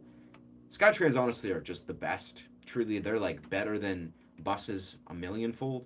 But the reality is, yeah, if you're just like, oh man, I'm going to justify never using the bus. I just can't use the bus. I would rather pay insane amounts of money for a car and for this. And, even if it's practical, you just avoid the bus. That is, I would say, more like a psychological dilemma playing out in real time. It's a dilemma of a lack of maybe patience, a lack of, I don't know, honoring your own boundaries in relation to other people. I don't know, lack of self-regulation in relation to other people in a confined space where you're literally just there. A lack of maybe organizing your time in such a way that aligns with the schedules of transit. It's just there's little ways once you basically learn to navigate the transportation system, via transit or whatever you have, it's easy as fuck. Like it is one of the most convenient and practical systems. There's limitations, absolutely. There's good reasons to drive, but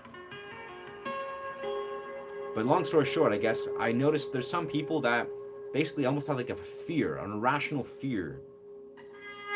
Maybe it's even rational, I don't know, of getting on buses and riding transportation, like public transport.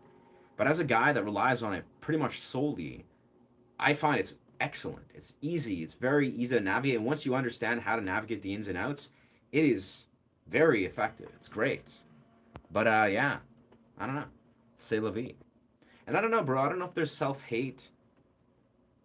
Evidently, I mean, yes and no.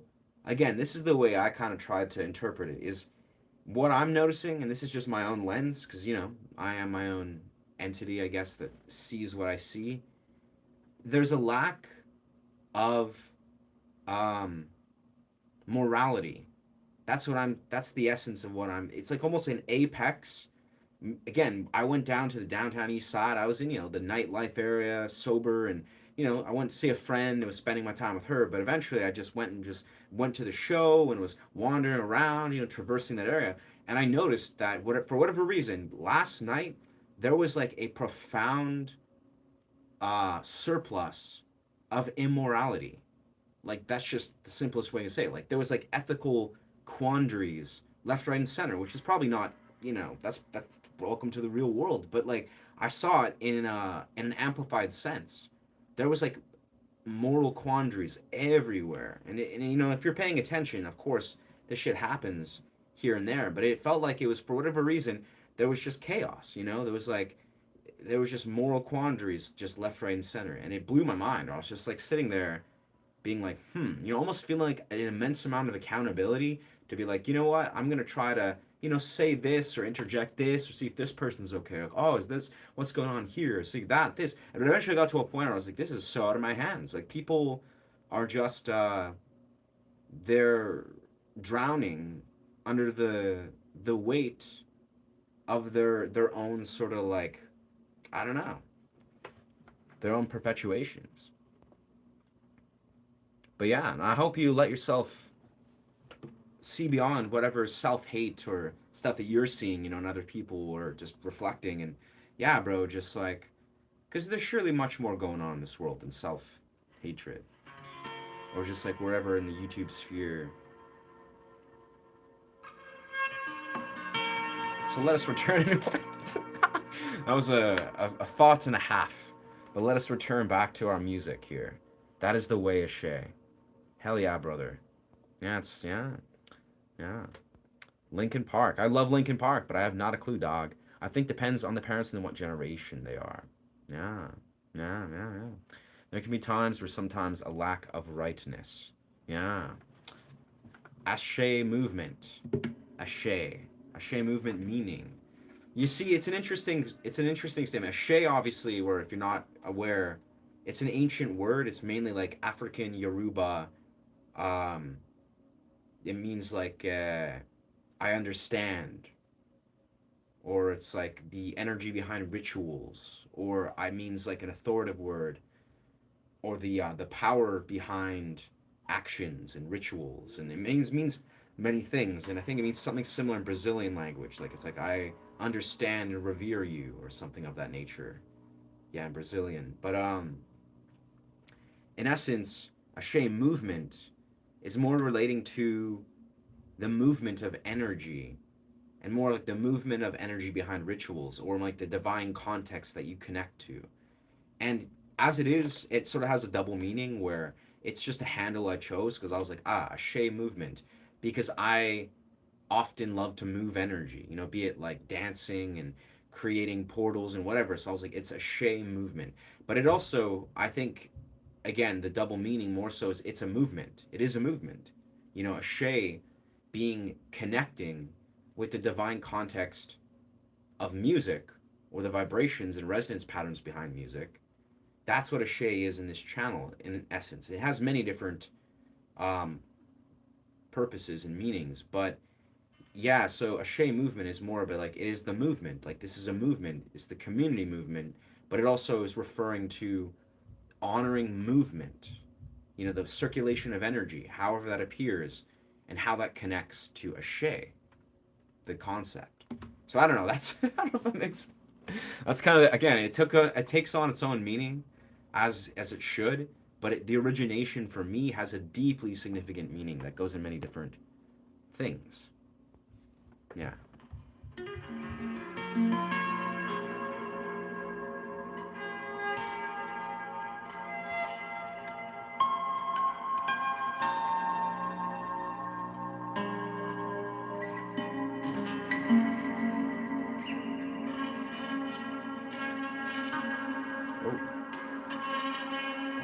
jarring. That's what.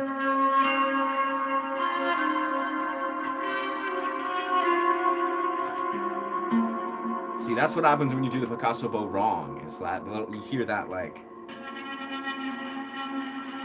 that sound. That's when you do it wrong, and that's when you do it right. Significant difference.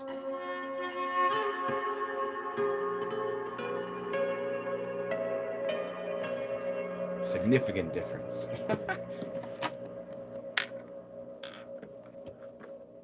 Alright, where's my cable? Where is my cable? What?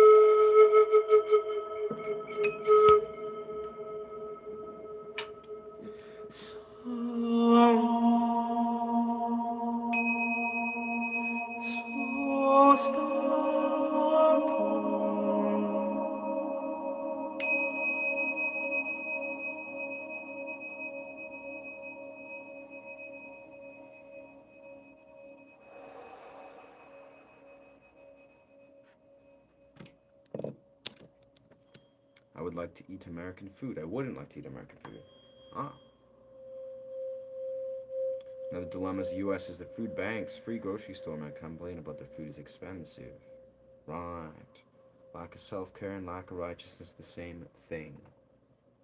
Absolutely not. No. They interweave. They interweave, sure. But self-righteousness, like, you're talking morality. People could have all the food, all the self-care, in quintessential sense. I mean, you're right. They're very closely related. Like, if a person doesn't love themselves, if a person doesn't care for themselves, then there's a very low chance they're gonna go lean into being truly moral, like morally. But like that's the thing. That's the thing that again, that's where I lead with saying absolutely not. Like the interrelatedness is not as deeply woven as you might think. Is people could care for themselves in a quintessential sense. Yeah, maybe not like spiritually. Like if we're talking about self-care, like does a person neglect their needs? Are they neglecting their spiritual and emotional needs? Maybe. A lot of people do, sadly. But if a person is caring for themselves, like they have all the baser needs met, you know, they have family that care about them, or they have food in their belly and their nourishment, and, you know, they have all these things to be grateful for, and they can care for themselves. A lot of people still, for whatever reason, don't even have like the basis of understanding ethics and morality. And that's not to say you gotta be some freaking, you know, ethical professor, ethics professor, philosopher of sorts. You don't have to be. The thing about ethics that I think blows my mind is morality and ethics is more. It's a raw energy. It's like a raw mote of consciousness that is present beneath who you are in this world. Like it's almost like, you know, if you were to be knocked, everything was taken away from you. You're stripped raw, right? You're stripped raw of everything. All your resource and your materialism, and you're knocked off your high horse, you know, as your human avatar. And you have just your rawest core, your mote of who you are. That is often, you know, when you're in like a very intense place, that is where your character or your morality or your ethical awareness is actually going to appear.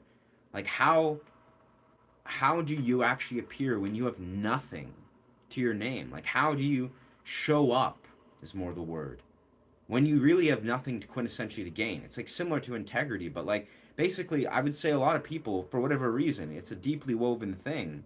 We could probably thank social media. We could probably probably thank, you know, various avenues of technology that's perpetuated the darkest shadows of the collective and etc. and, you know, split open these wounds. But people could have all the needs met and all the cares for themselves in a sense met more or less but ethically be so askewed, be morally so broken, and have not even the slightest clue of the framework of that, that it's like appalling.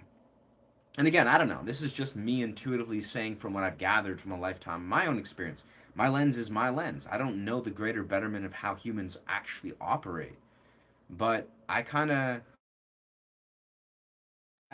reconnected. No, but I come to some conclusions about, just extrapolating. I don't use that word a lot, but we're going to use it from extrapolating um, how people perceive moral and ethical philosophy, how people perceive philosophical bends and conceptualizations. We're using a lot of words, that's right. But how people use those, how people basically approach philosophy, philosophizing, and in relation to morals, ethics, not things you need to formally understand. You don't need to. I don't know any moral philosophers. I've never studied moral philosophy, but I think there are moral philosophers out there. Aristotle touches on certain dimensions of morality. The what is the chief good and blah blah blah, and connecting that, and how do we observe the chief good, and understanding this and that. It's great. It's great. Sorry about that. But nah, in essence, I think, long story short, sadly, a lot of people, they kind of suck at understanding what it actually means to be a moral person. Not to say any of you guys find, ladies and gentlemen, I mean, maybe so, I don't know, shit, but not to say even that's the greater betterment of the people you see in your world. We all live different lenses, but man, in my interpretation, just a lot of people, they fall short when it comes to really, like, truly understanding what it looks like to show up in a moral way. And like, I don't know, this is the way I was kind of talking to, my partner yesterday. I'm like sitting there thinking about it. I'm like, long story short, I mean, this is, maybe not what you came here for. Maybe it is, I don't know. But we as human beings, every single day, are presented with moral quandaries. We're presented with very powerful moral and ethical challenges and tests. Every day. They're just right in front of us. And especially as men. As men. Very important. As a man, we're making decisions, of course, choices, as we're all as humans, every single day, all the time. But we are often, if you're really showing up, if you're really living in this world, you're not running away from reality, you're presented with moral quandaries all the fucking time. Like, it's right in front of your face.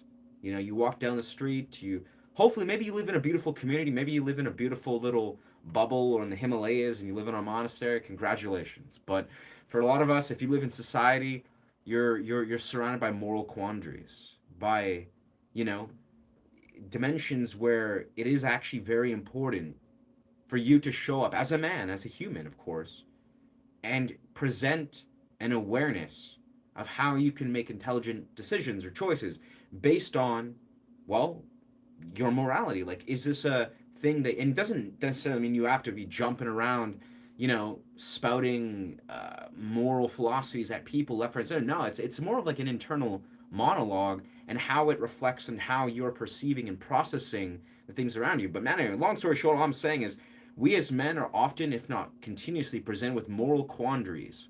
Often. And how you choose to show up within that really, I think, truly reflects the type of man that you are or desiring to become. And all I'm saying is it's important to be present for that. And if that triggers something, or you project, you're like, oh man, I don't know about that, brethren. Or it's just like, you're like, oh man, I'm only 20 years old and that's not shit I think about. Well, motherfucker, you probably should be. Like, not to throw salt at anybody, or, offline or online. But the reality is, being presented with moral quandaries, relating to the opposite sex, relating to the people around you in your community, relating to yourself, relating to other human beings. These are powerful tests that you can, just show up for. You can be like, you know what?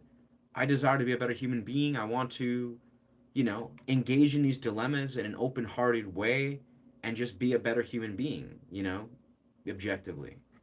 I think it's valid and very important to think about. That didn't work.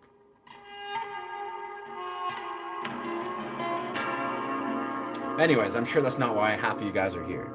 But it's, maybe it is. I don't know.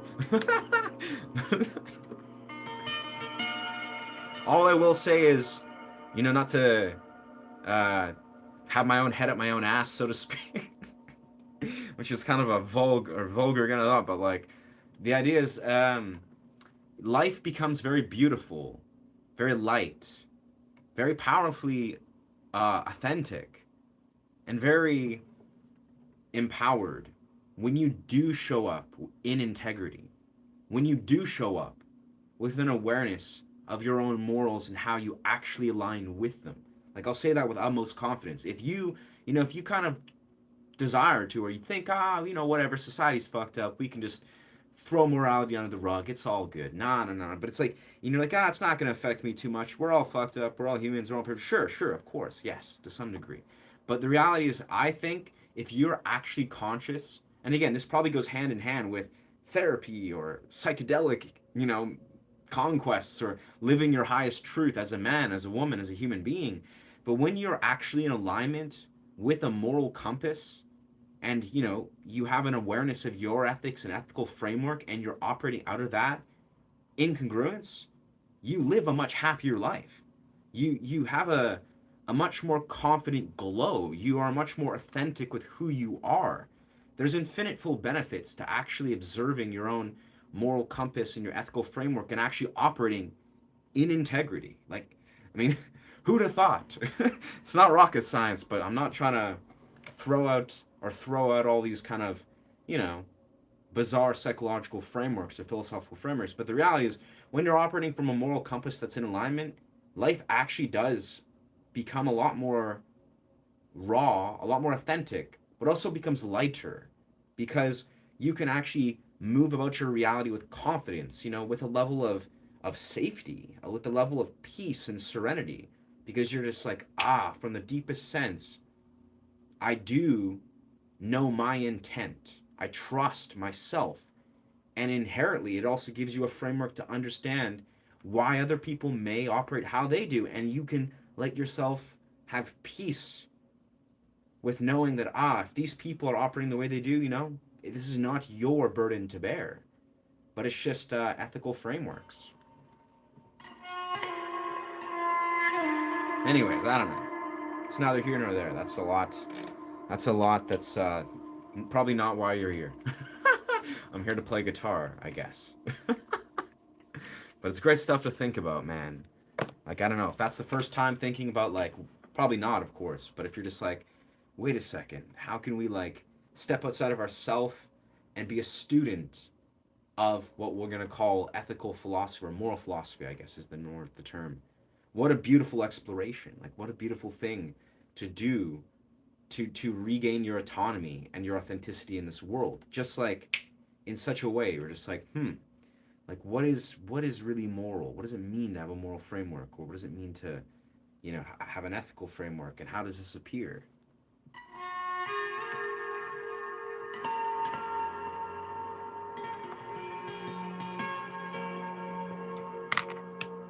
And we're all imperfect. Like, let's be real here, we're humans.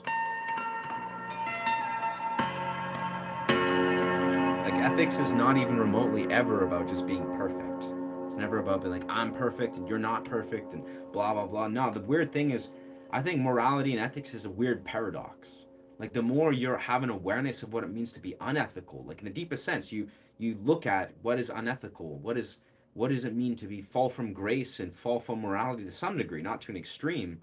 That is how you can authentically understand why it is so valid and beautiful and important, especially as a man, to actually reflect on what it means to have an ethical awareness. And it's not about being perfect, not even close. It's about awareness.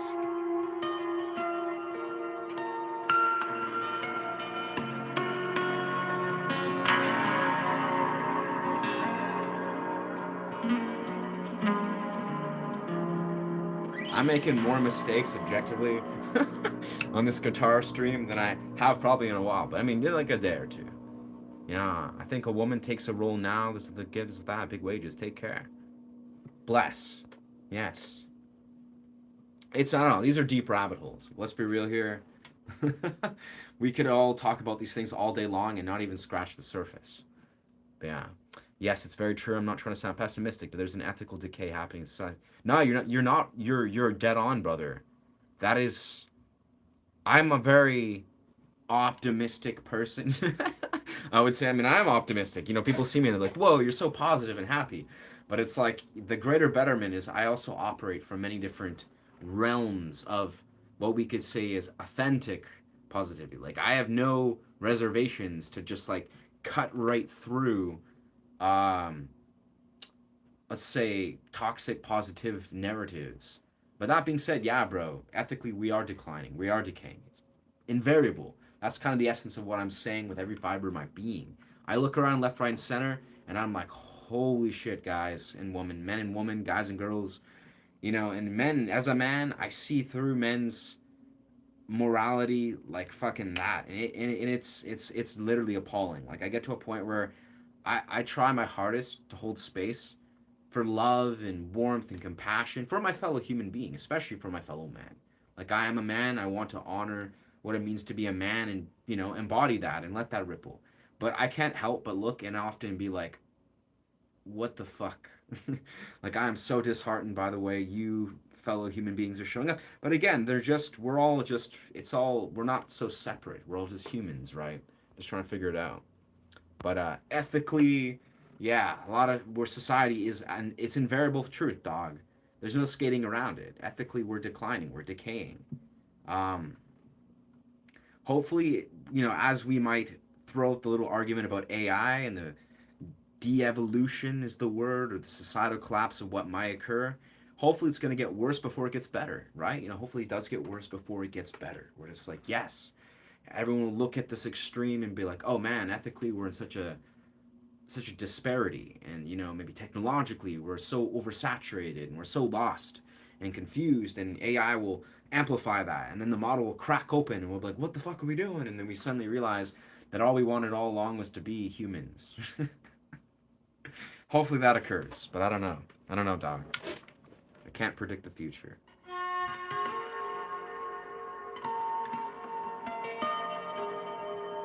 I don't know. Clearly these are things that are just flowing through in my mind.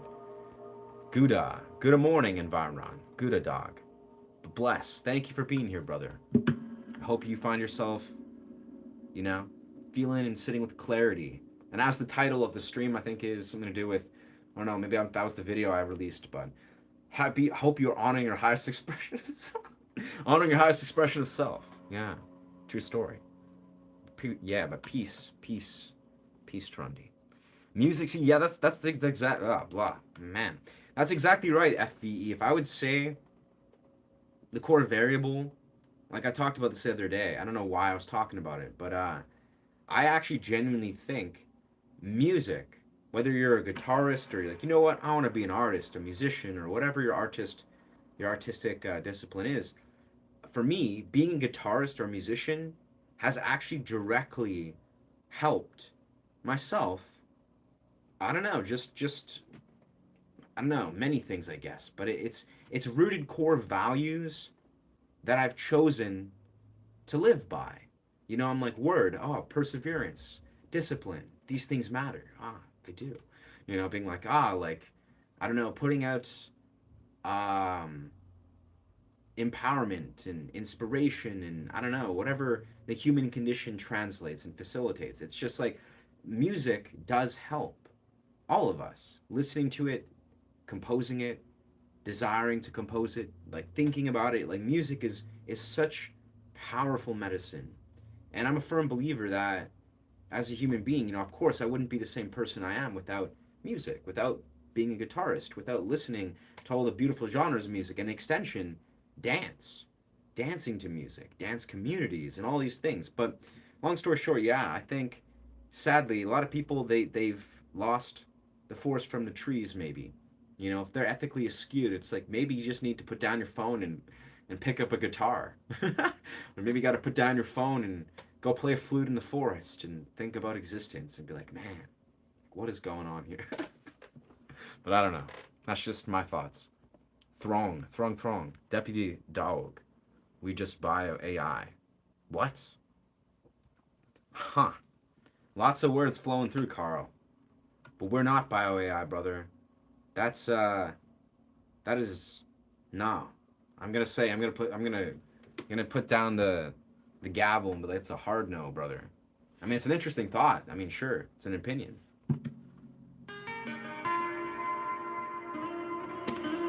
Like, if I would say the epicenter of so much fundamental dysfunction, I'm just riffing here intuitively, but is actually to try to justify using AI in a weird way, almost trying to basically operate like we are bio AI. We are not bio AI, brother. We're not. We're just not. We're not gonna ever be.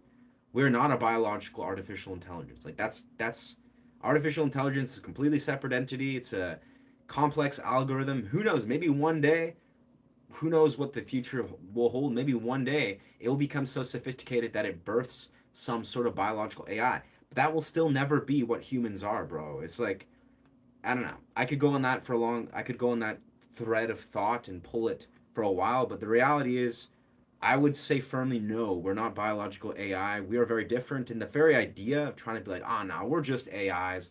We're all just the same as AI, and AI is the same as us. And let's just, I don't know. Let's just throw the unique difference out the window. That I think is destructive thinking. I think that births a lot of issues, philosophically. But I don't know. Each to his own.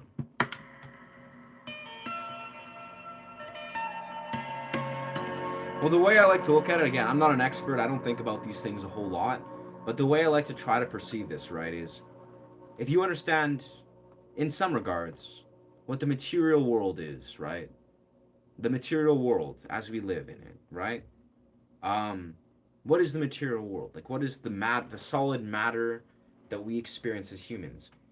Based on quantum theory, understanding like quantum particles. Quantum particles are 0.0000000 repeated, 0.1% empty space, and or no, yeah, zero. Sorry, not empty space. There's 0% matter. Like the material world is a 0.000. I'm botching this so much, man. The idea is, if you understand like what quantum particles are, 99.99% repeated is empty space. It's it's empty. It's unknown. It's the void. That's the greater totality of what everything is. We're made of quantum particles. The universe is quantum particles, right? And the 0.00000% repeated, or 0.1%, is the material world. The material world. The material world that we see in our sensory experience, everything you associate with the material world, phones, freaking the algorithms, how our dopamine processes phones, how basically the betterment of what artificial intelligence is a material thing. It lives in the material world. It's not existing in non-material world, at least not right now. Who knows how that's going to unravel? I don't know. But all I'm saying is, as much as we try to give weight to the material world, like, oh yeah, the material world's all it is, it's everything, this is what we believe is real, it's everything that ever will be, never changes the fact that that's not, it's still 0.00000.1%. Like, that is all it's ever going to be. Material world, artificial intelligence is in that 0.000%, right? 99.99% repeated is the non-material, the domain outside of what artificial intelligence could ever be. Hell, it's the unique domain that humans, in fact, have a capacity to interact with in very particular ways. But that's the greater betterment of what the entire universe is the non-material, the 99.99%. And of course, many of us in this human experience, we don't even necessarily even engage or interact or even wrap our mind around that. We don't even understand that, oh, we give so much weight to the material world. We're like, oh, the material world's all that is. Like, you and I, we agree collectively. We live in the material world. We're drowning in the material world. And we're like, that's all that is. Doesn't change the simple fact that that's just a tiny sliver, a tiny fragment of what's actually manifesting everything in this world, in this universe. It's the only a tiny sliver. We're giving so much credit and attention and emphasis to a tiny sliver. AI is in that tiny sliver. It's never going to be the totality of the 99.99% of what's actually in the greater construct. So if someone were to be like, oh no, but we're AI, AI is us, it's the same thing. they fundamentally don't even understand the essence of what humans even are capable of. Because AI, in the deepest sense, beyond, the developmental cognitive errors that it might introduce in the human brain, on a philosophical level, AI doesn't hold a sliver to the greater depths of what humans are capable of, and just consciousness is capable of. So it's kind of sad if people are like, oh, let's just give so much weight to AI and what it's capable of, what it's gonna do. It's like that's a fundamental malalignment to the deepest degree. Anyways, I don't know. I just chose to go off in that tangent, but it just sucks. Yeah, it is ugly slop with no soul. I mean, bro, I don't know. It's like I'm a firm anti AI person. Not to say I, hold a disdain or judgment to people like, you know what, I want to use AI. I want to fuck around with ChatGPT and playfully explore all these weird little emerging gray area apps. Probably that's hell. If we want to talk about ethics, which we're not going to really go too deep down, I guess, because this will go forever. AI is probably the most like unethical, fucked up, like ethical quandary that we're facing beyond all the other ethical quandaries. Like ethical quandaries, you don't have to look very far and they're fucking everywhere. But AI is like one of the most immense, I would say, unethical, not always, of course, but often. It's very unethical. There's a lot of unethical things unraveling like freaking dominoes, man. And I think it's bizarre where it's like, we don't have to think very far. You don't have to give it all your attention, your energy to be like, what is going on? Is AI good or bad? Who knows, man? But I think it's just understanding like, do you even understand, humanity or the philosophical framework of what humans are even capable of, or what we as human beings, how we even live and manifest in this world? Like, if you don't even understand that, like, then it's like, sure, it's okay. Give your power to some sort of artificial intelligence. Like, it's okay, like break your moral framework wide open and just like give all your power to a degenerative, cognitively declining system. Do whatever you desire. Like, you're free to do that. But that doesn't mean that's the that's the move. I would say.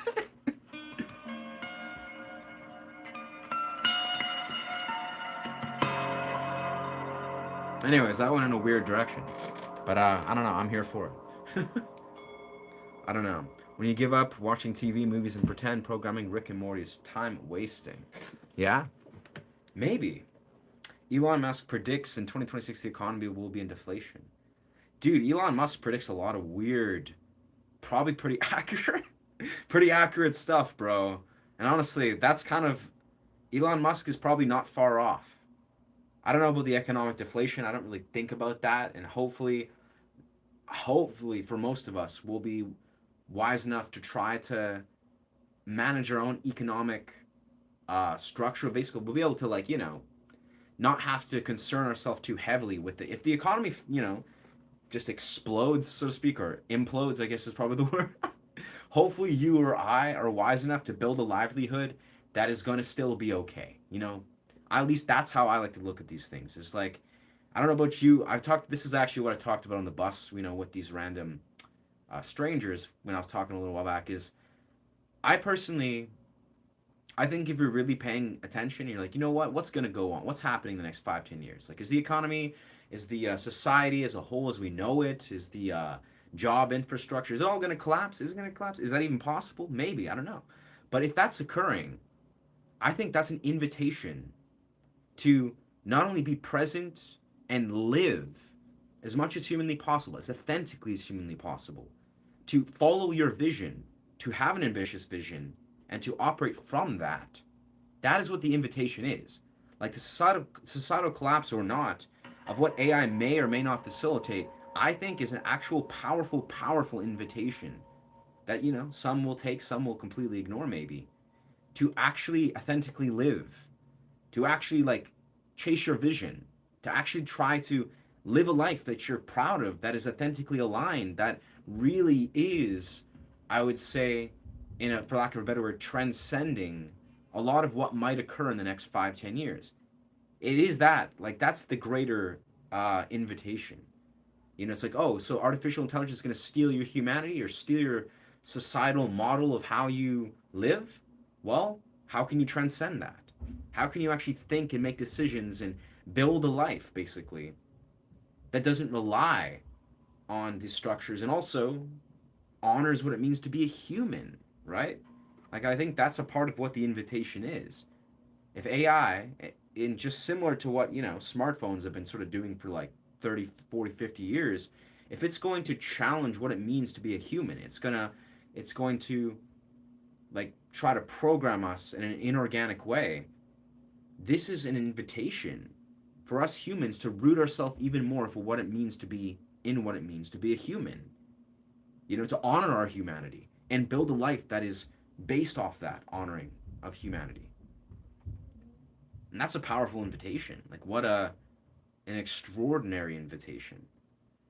But you gotta, like, you gotta sort of acknowledge that, I would say. I don't know. Food for thought. I'm just riffing intuitively. The rate of species extinction in humanity is effed by 2030. Maybe, maybe. I mean, I don't know, bro. That's the thing. That's the thing. That's the thing is you're not wrong, Environ. You're not off. Probably. Elon Musk predicts something along those lines in a weird, nightmarish sort of way. And a lot of tech. There's no one really knows. Like, let's be real here. Nobody actually knows. Like, if someone's being like, in 2030 we're all gonna go here, they probably have not a fucking clue what they're actually talking about. They're predictions. They may be very wise and maybe very accurate predictions, but I would say, yeah, I would say it's just wise to try to return to how much power we have as individuals and build a life that is building off. Because it's kind of like the way I look at it is I personally desire to, like, part of my own vision as a YouTuber and artist, performance artist, whatever, whatever I'm doing here in my reality, right?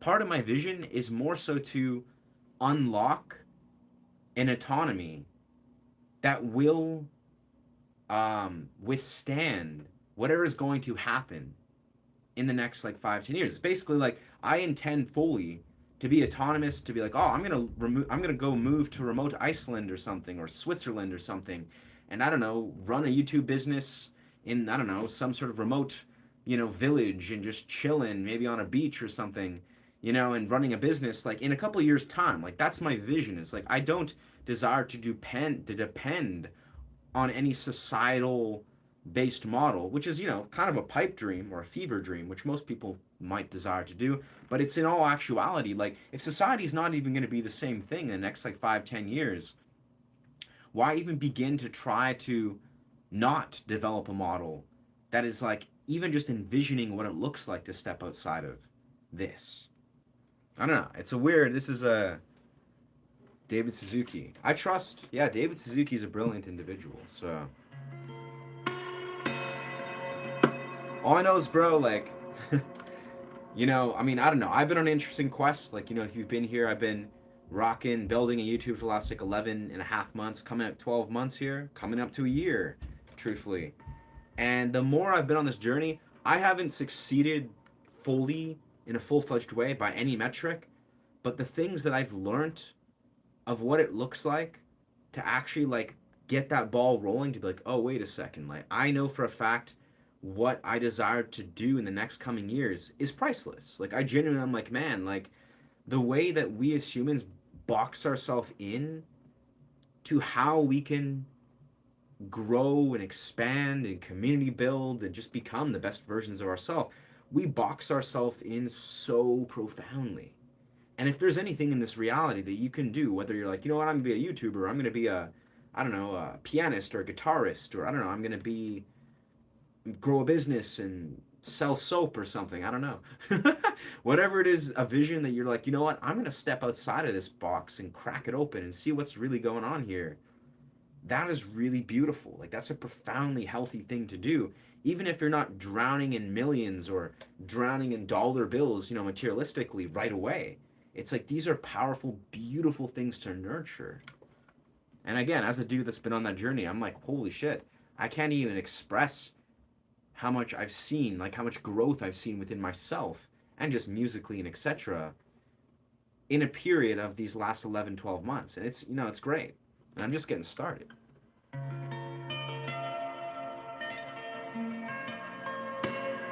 And even the simplest takeaway is like, just being a musician.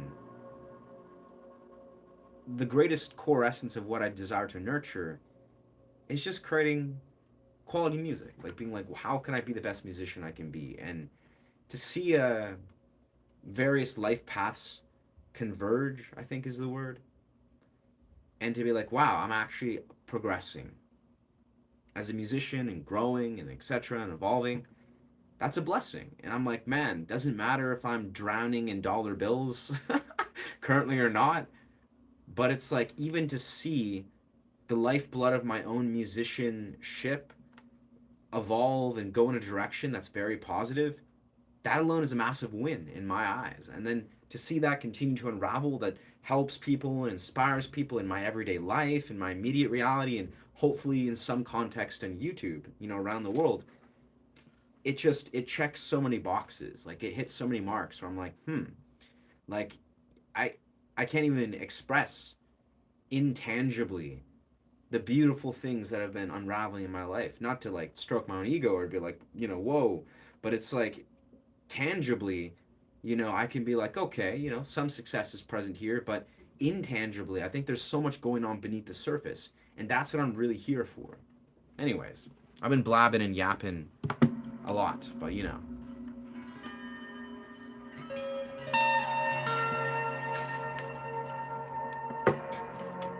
let's take a moment here. Man, it doesn't feel like it's been 2.5 hours, but maybe that's because I've been just going on a yap fest. I don't know. I don't know when you give up watching TV, but yeah, that's an interesting thought, dog. About I honestly gave up watching TV for like 9 months. Seriously, profoundly changed my perspective, like in a very beautiful way. So I'm in agreement there. Yeah, movies, all pretend programming, Rick and Morty's time. I mean, honestly, I have to agree in the strangest sense when I'm like operating from like let's call it a higher state of consciousness without sounding pretentious, but like, I'm like, I'm done some psychedelics and I'm living in my highest truth and I'm feeling abundant and whatever. And I watch Rick and Morty, I laugh at it. I'll be like, "Oh man, that's funny. That's comic gold." But after a couple minutes or even less, you're right. It feels very programmed. Like it feels very like inorganic. It's still funny. Rick and Morty, like I love Justin Roiland. I think he's a brilliant comic, and I think he's a brilliant writer, assuming he writes a lot of what he does. But also, yeah, I watch it for like a couple minutes, and I'll be like, damn, like this doesn't feel very resonant. And again, that's not to say, we're human beings. Like we go through fluxes, and we like to laugh and laugh at society, and it's neither here nor there. But it's like if you're fresh from like a magic mushroom breakthrough and you're feeling like really in a beautiful place, you've been meditating all day, when you go and sit down and watch TV and you're like flip on maybe Attack on Titan or Rick and Morty, it's probably not going to resonate the same way. Like you're going to be like, huh, this escapism is escapism, and I'm not really for it. So to speak. It's weird, but that's definitely what I feel. Do you know of Porangi? Dude, yes. Yeah, I love Porangi actually. He's one of my core influences, strangely enough. I mean, I've been doing this like style of sound journey type stuff way before I knew who Porangi was, or at least like a couple years. But once I discovered Porangi and like East Forest and various other like sound healer, sound journey type musicians, I immediately was just like, oh, like this is a deep, deep portal that goes very deep. Like when you see Porangi, he's like 20 years older than me, but the dude is like a genius sound healer. He does a lot of what I do, but like 20 years down the road in his own way. In his own way, he's doing different things. But yeah, I love Porangi. He's a gem. And what's poppin'? What's good, Kyle Higgs?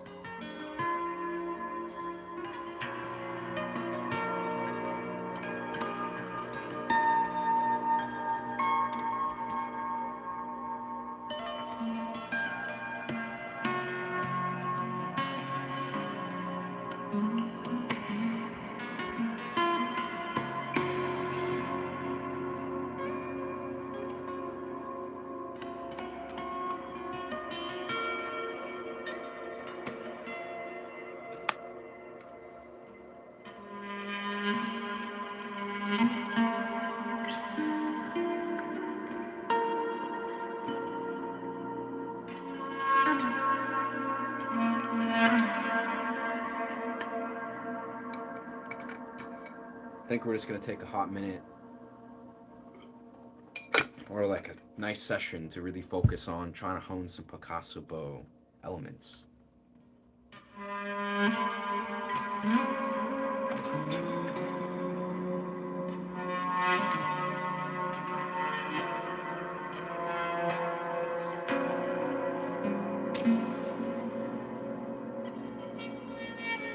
Oh, yeah, because I think I'm hearing violin sounds in my head, and I have to warm up. I gotta like hone those elements to make it sound like I want it to sound. He is magic. Hey, dude, he is amazing. Yeah, Parengi, like when you listen to, what is it, like world music sounds, it's like TEDx, Parengi. You just type in exactly that. TEDx, Parengi world sounds, I think it is. Extremely beautiful journey. Like the one he does, I swear, to this day, I watch it constantly. Oh, damn. Oh, damn. I think my amp just, whoa. My amp just died. Well, my battery amp that was unplugged. But yeah, for anyone watching who's curious who Parengi is, you know, if you're like, what is sound healing in a deeper context? Definitely Parengi TEDx World Sounds is a magical example. Like I truly, you know, when I heard him do it, that exact journey many years ago, and the essence of it, he's very good at weaving in didgeridoo. Like I actually saw Parengi live about 2 months ago or something. He came to Vancouver. Extremely beautiful show. Extremely beautiful. Very inspiring. But yeah, he does this thing where, weirdly enough, that's, you know, what I've been experimenting with, is I take a didgeridoo and then I hook it up into a microphone. He's way better at didgeridoo than I am. But yeah, he takes didgeridoo, creates a sound. Oh, there goes my light setup for a second here. But he takes that and then he loops a didgeridoo. And then he loops vocals, and then he loops, which is similar again, similar to what I do. And then he takes a drum, and he loops a drum, and then he takes, I don't know, a little like water sacred flute thing, or like little bird sound, and then he loops that, and then he loops like 5 different things, and it all sounds really good. And it's just very well done. And it's very similar to how I approach sound healing. Let's see. What is our phone battery at? Ah, very nice. We're pretty low there. But yeah, I think probably in the next like 5-10 minutes we'll probably put a close to the stream, because, you know, we've been like yapping a lot about moral and ethical philosophy because it's just on our mind. Like, bro, what can I say? I think the essence of it is, you know, I love to be present here in these streams, you know, create a meditative journey as I did for the greater half of the stream. But I think in my mind, sometimes there's just deeper, I'd say, topics or issues to talk about in my mind. You know, whether it's like, oh, word, the world's in a collective moral decay or a collective shift right now that is evident if you're in the real world right now. Or like, you know, go in your community and connecting and socializing. You'll just like, wow, we're in a very interesting portal right now. And that's, sometimes, you know, music is grand, but those are things that I love to just think about.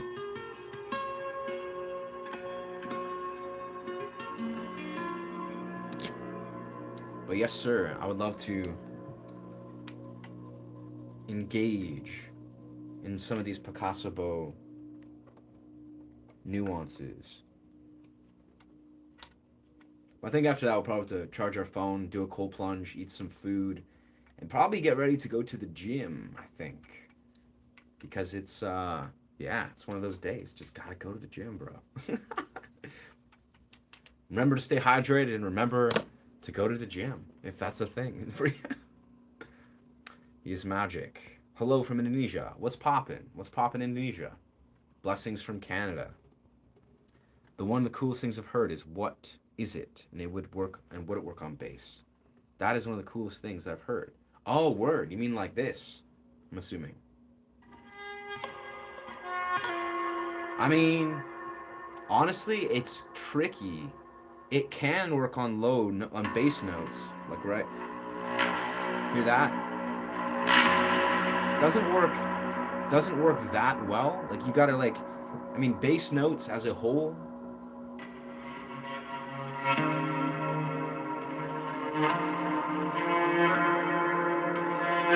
It does produce a nice sound, but bass, like a bass guitar, may struggle to produce a sound. I'm also utilizing a preamp, and also the essence of what I'm doing here is I'm utilizing a sound hole. So maybe if it's like a bass guitar, like an acoustic bass guitar with a preamp, then yes, you could produce this exact sound. And it might be a little challenging on the lowest bass notes to produce a sound because bass notes, they're very thick, because that's the thing, is the strings are very thick, you know, on a bass guitar, of course, the bass notes. And yeah, thick notes, the thick steel is tricky to produce a violin sound. That's what I found. But I don't know, it's possible. Even like these mid-tier notes sound amazing. It just sounds so gorgeous.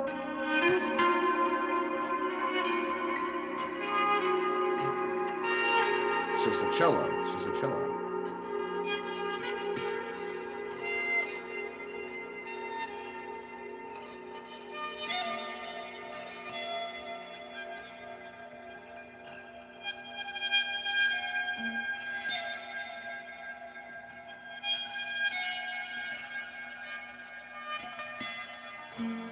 It's a little bit finicky sometimes, but yeah. Whoa.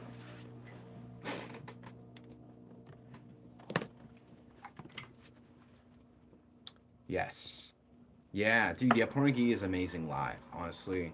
I wanted to see him live for so many years, and when I did, I was very, very satisfied. I was like, dude, he's even better. That's the thing, is he's great in any context. Like, you see his music, you hear his recorded music, but live, he brings the energy where he's like, it's a ritual. He's creating, like, he's a true sound healer, which is, you know, very similar to how I approach sound healing. It's like, sound healing is not about just composing music. It's not about just creating a rhythm and a beat. It's about creating a ritual. You know, you're honoring the elements of music where you're trying to strip it down to like a primal sort of resonance pattern. That of course is musical in nature, and it can be and should be. But yeah, in like sound healing, it's about creating like a ritual.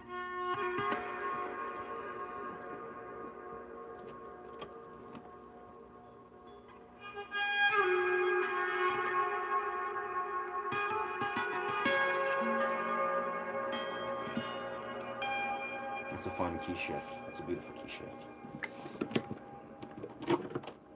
Let's see how we can harmonize something. That's crazy. My loop pedal is actually like, I gotta figure out how and why the button got stuck on that particular. So that's pretty jarring. That doesn't work. So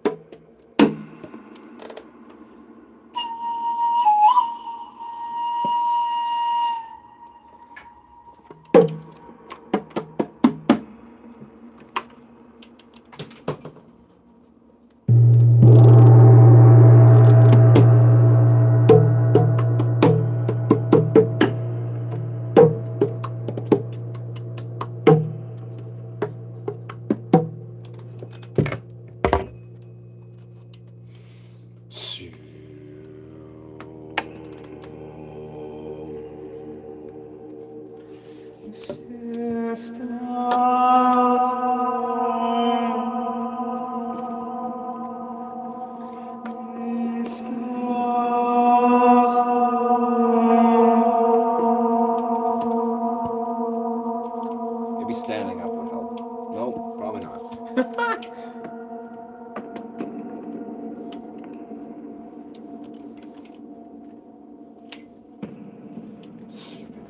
Oh, no, no! It's really not... This mic stand sucks.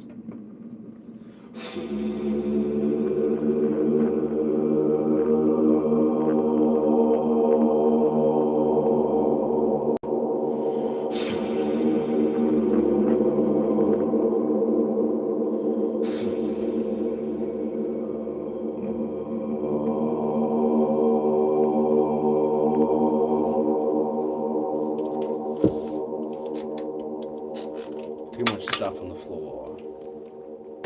I thank you. It does feel good.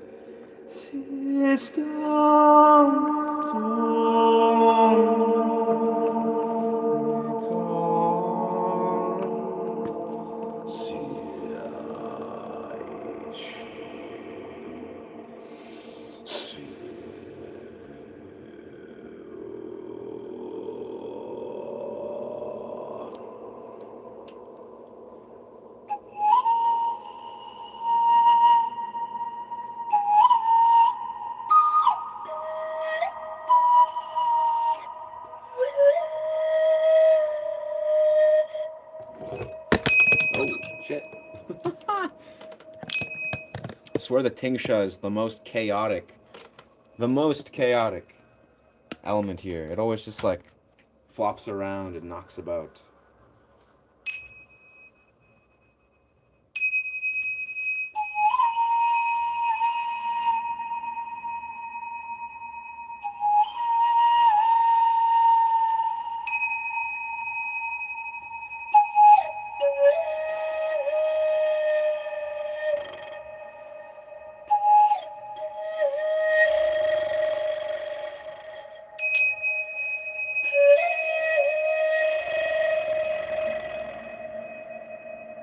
I like that.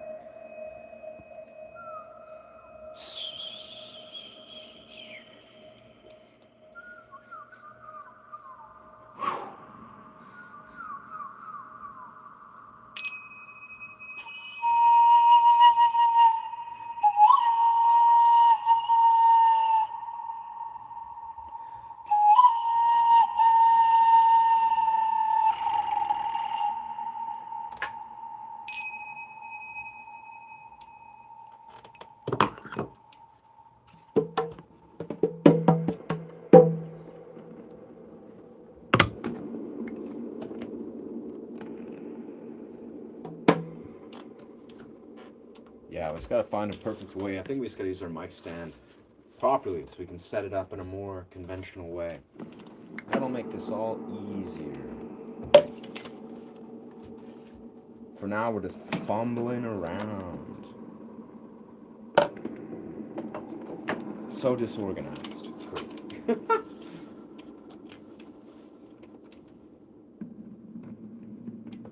Get in there, come on.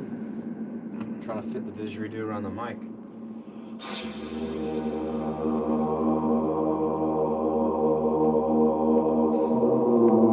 So that, when you go too high, it clips out, unless you do a certain note.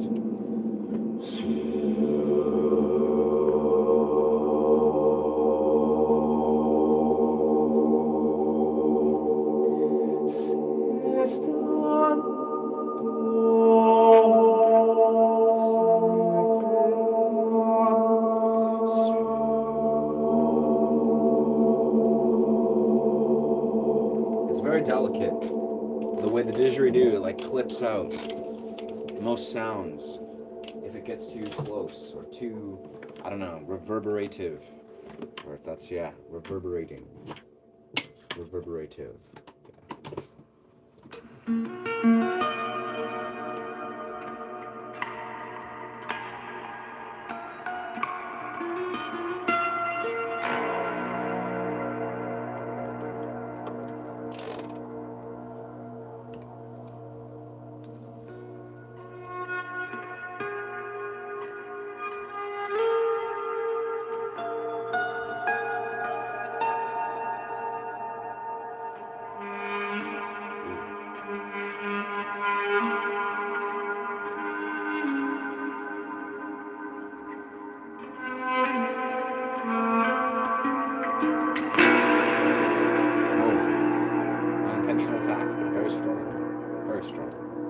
think we just need more rosin right now for that.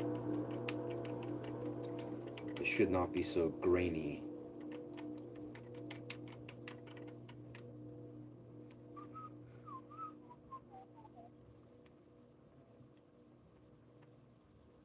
Interesting. Oh, yes. Nice. Like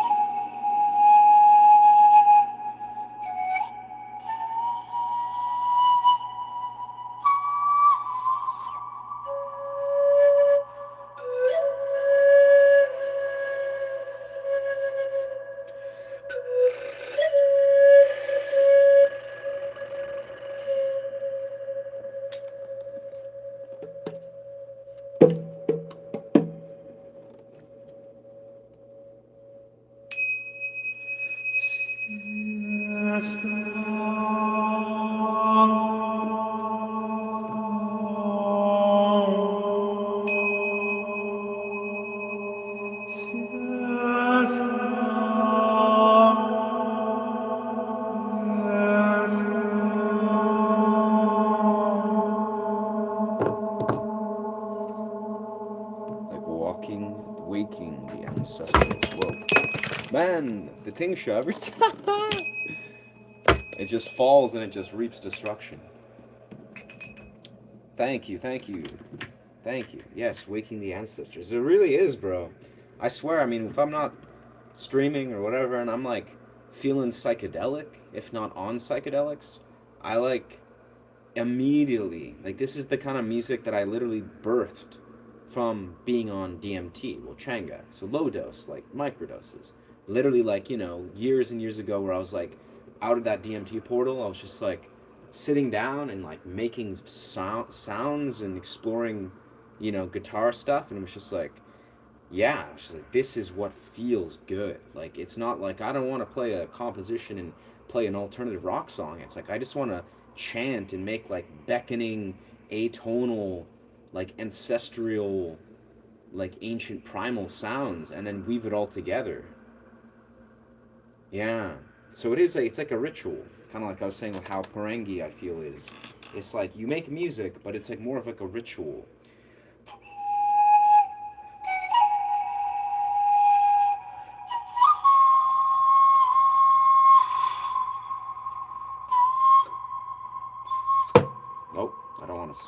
guitar with that.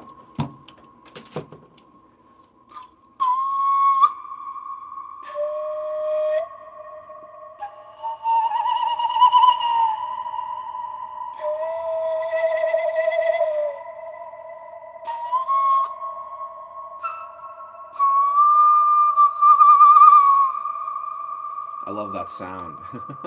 Might be a little bit of a clipping out for you guys, but when I was, whoa, man, I gotta organize myself. I'm just bopping into everything and chords are weaving and everything. I don't know. I think after this stream, I'm gonna take a nice, massive organization session. Just organize the fuck out of what's doing it.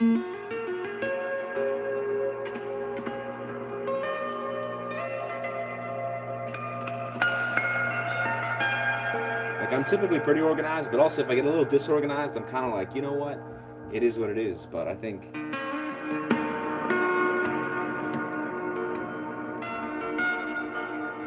but this could be much more organized.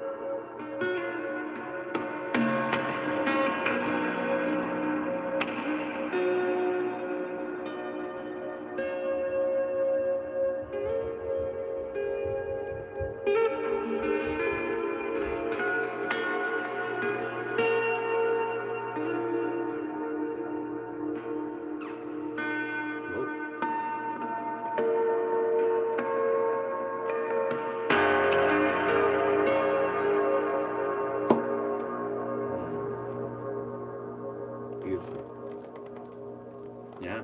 I think with that, we will put a close to our stream here, our stream space. You know, grab ourselves some food, do a cold plunge, organize the studio space. Yes, sir. The flow state of our ancestral abilities.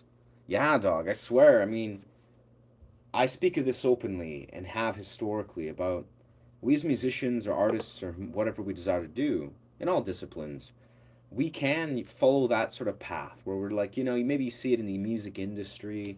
Not to say, I mean, music industry people, they're doing their thing. You know, some of them, I'm sure they're rocking out or whatever their genre is. They're thriving, maybe not, maybe so.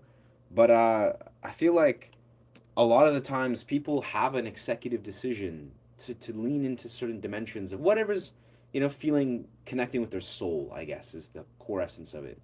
And it's interesting how, yeah, there's certain expressions that may feed the soul and might lesser feed the soul. Maybe it feeds ego or materialism or whatever it is. I don't know. It's who am I to judge or to no expert here. But it's just, I think for me, it's been a simple quest of being like, man, does this feel like creating this like organic? And this is the thing. This is the funny thing is I've never been like a student, let's say in quotations, of ancient primal-esque music. I've never heard other musicians. Porangi was the first, and this was years after I did this style.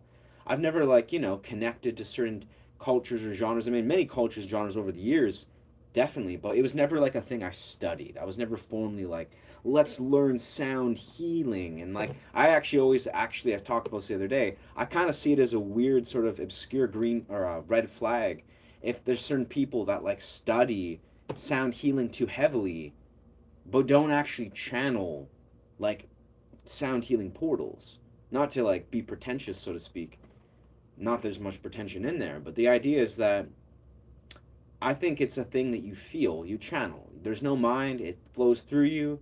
You don't have to necessarily study it or have like a rich heritage to be like, because of my influences from all these different things. If you do, that's magical. I think that's beautiful. But weirdly enough, for me, it was always like a calling of being like, oh yeah, I can write this music, or I can shred and rock out and be this kind of artist and that kind of artist.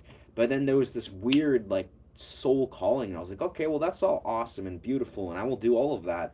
But what if I just did this? What if I just did this weird primal, like amalgamation of a different thing that I've never heard that is playing into all these beautiful, rich dimensions of culture musically, like the pan flute, be it the rich dimensions of the guitar and all its beautiful expressions and all these different very tribal, very primal instruments.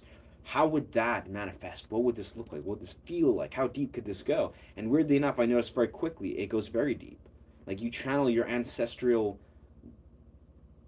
your ancestral like channeling, and you feel into like honoring all the ancient cultures that come before you, whether they're your own culture or just an appreciation, vaguely for these other cultures and the instruments and how they've historically unraveled. You'll notice there's a great lifeblood, there's a well of so much beauty in these cultures that you can just feel into, you can just honor in your own right. I don't know, that's kind of, anyways, that's a whole thought and a half, but it's really that in a deep sense. I think the more you let the mind be an observer and a passenger to a different sort of like soul felt channel, you're just like, you know what, I'm going to playfully explore this instrument, this sound, this feeling, this energy, this sound in such deep ways. You'll notice it's a very deep rabbit hole. Like you don't have to just sit there and, align yourself to one particular dimension of it.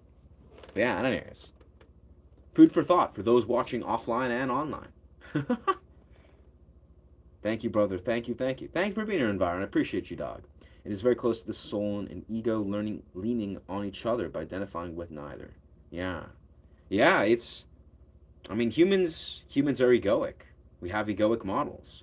Musicians, historically and quintessentially, they're very firmly rooted within some sort of egocentric perspective, ultimately to let it go. But the music industry almost like strokes and reinforces this ego or this egocentric role or model. And I feel like as a musician, the more I've learned over the years is I don't really desire to be a part of that. Like for whatever reason, as much as I love a lot of famous musicians and bands, and they rock out and they do their thing beautifully, I personally on this deepest level have very little desire to like be a part of the industry. And that's why I desire to be a YouTuber and grow my own sort of organic journey from the roots up. It's like I'm like, okay, the industry, you can do whatever you're doing over there, like that's grand, and not to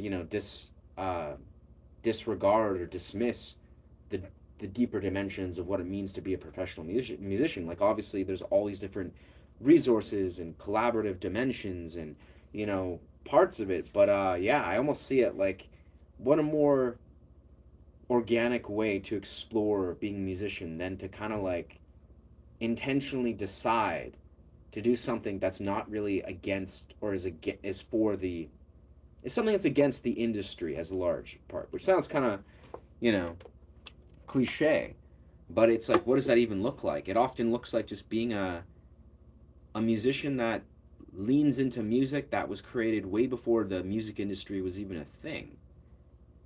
And what does that even look like? I don't know. Anyway, food for thought. Well, thank you so much for listening. Deeply appreciate the support as you are, with your presence, as you guys have been really showing up. I feel this last week or so, as I've been just like popping back into the stream space, speaking my mind, creating some beautiful music dimensions and focusing on some experimental dimensions of putting out content, be it guitar lessons and little meditative journeys. Really appreciate you guys holding space for that. If that resonates and has been resonating, I'm glad it's been resonating with me. I've been feeling very inspired, and there's a lot to come. Honestly, there's a lot of interesting things happening beneath the scenes, so I'm excited to continue to pull those threads, as we'd say. But yeah, magic. Well, thank you so much for being here. I gotta organize my studio, bro. I can't even my studio all around me is such a, it's like a freaking like a tornado hit it. It's hilarious. I mean, this happens every once in a while, but it's like it's just magic. It's like a meme. It's great. But anyways, well, thank you so much for being here. Deeply appreciate you guys. Hope you guys have a good day or a good night and a good life. My voice is cracking like crazy, as Wim Hof would say. Ooh. It's also very smoggy out here in Vancouver or Lower Mainland, so that's probably affecting my voice as well. But thank you so much for being here. Hope you guys honor yourself and honor each other. And thank you, thank you, thank you. Ashe. And also, yes, the outro message. Feel free to subscribe to this channel. I guess it's just shameless self-promotion, but you know, subscribe to this channel if this resonates with you. I teach guitar and I do meditative sound journeys among various types of YouTuber stuff here. Also, if you're not familiar, I have a Ko-Fi. Ko-Fi. Zero pressure or expectations, but if you desire to support this channel in any way, any bit counts, I have a Ko-Fi. Same shameless self-promotion. Ko-Fi ASE. Yes. But thank you so much. Appreciate you guys. And hope you have an awesome day. We'll see you guys very soon. Bless. Bless, OPT. Appreciate you, brother. Bless, Abaron.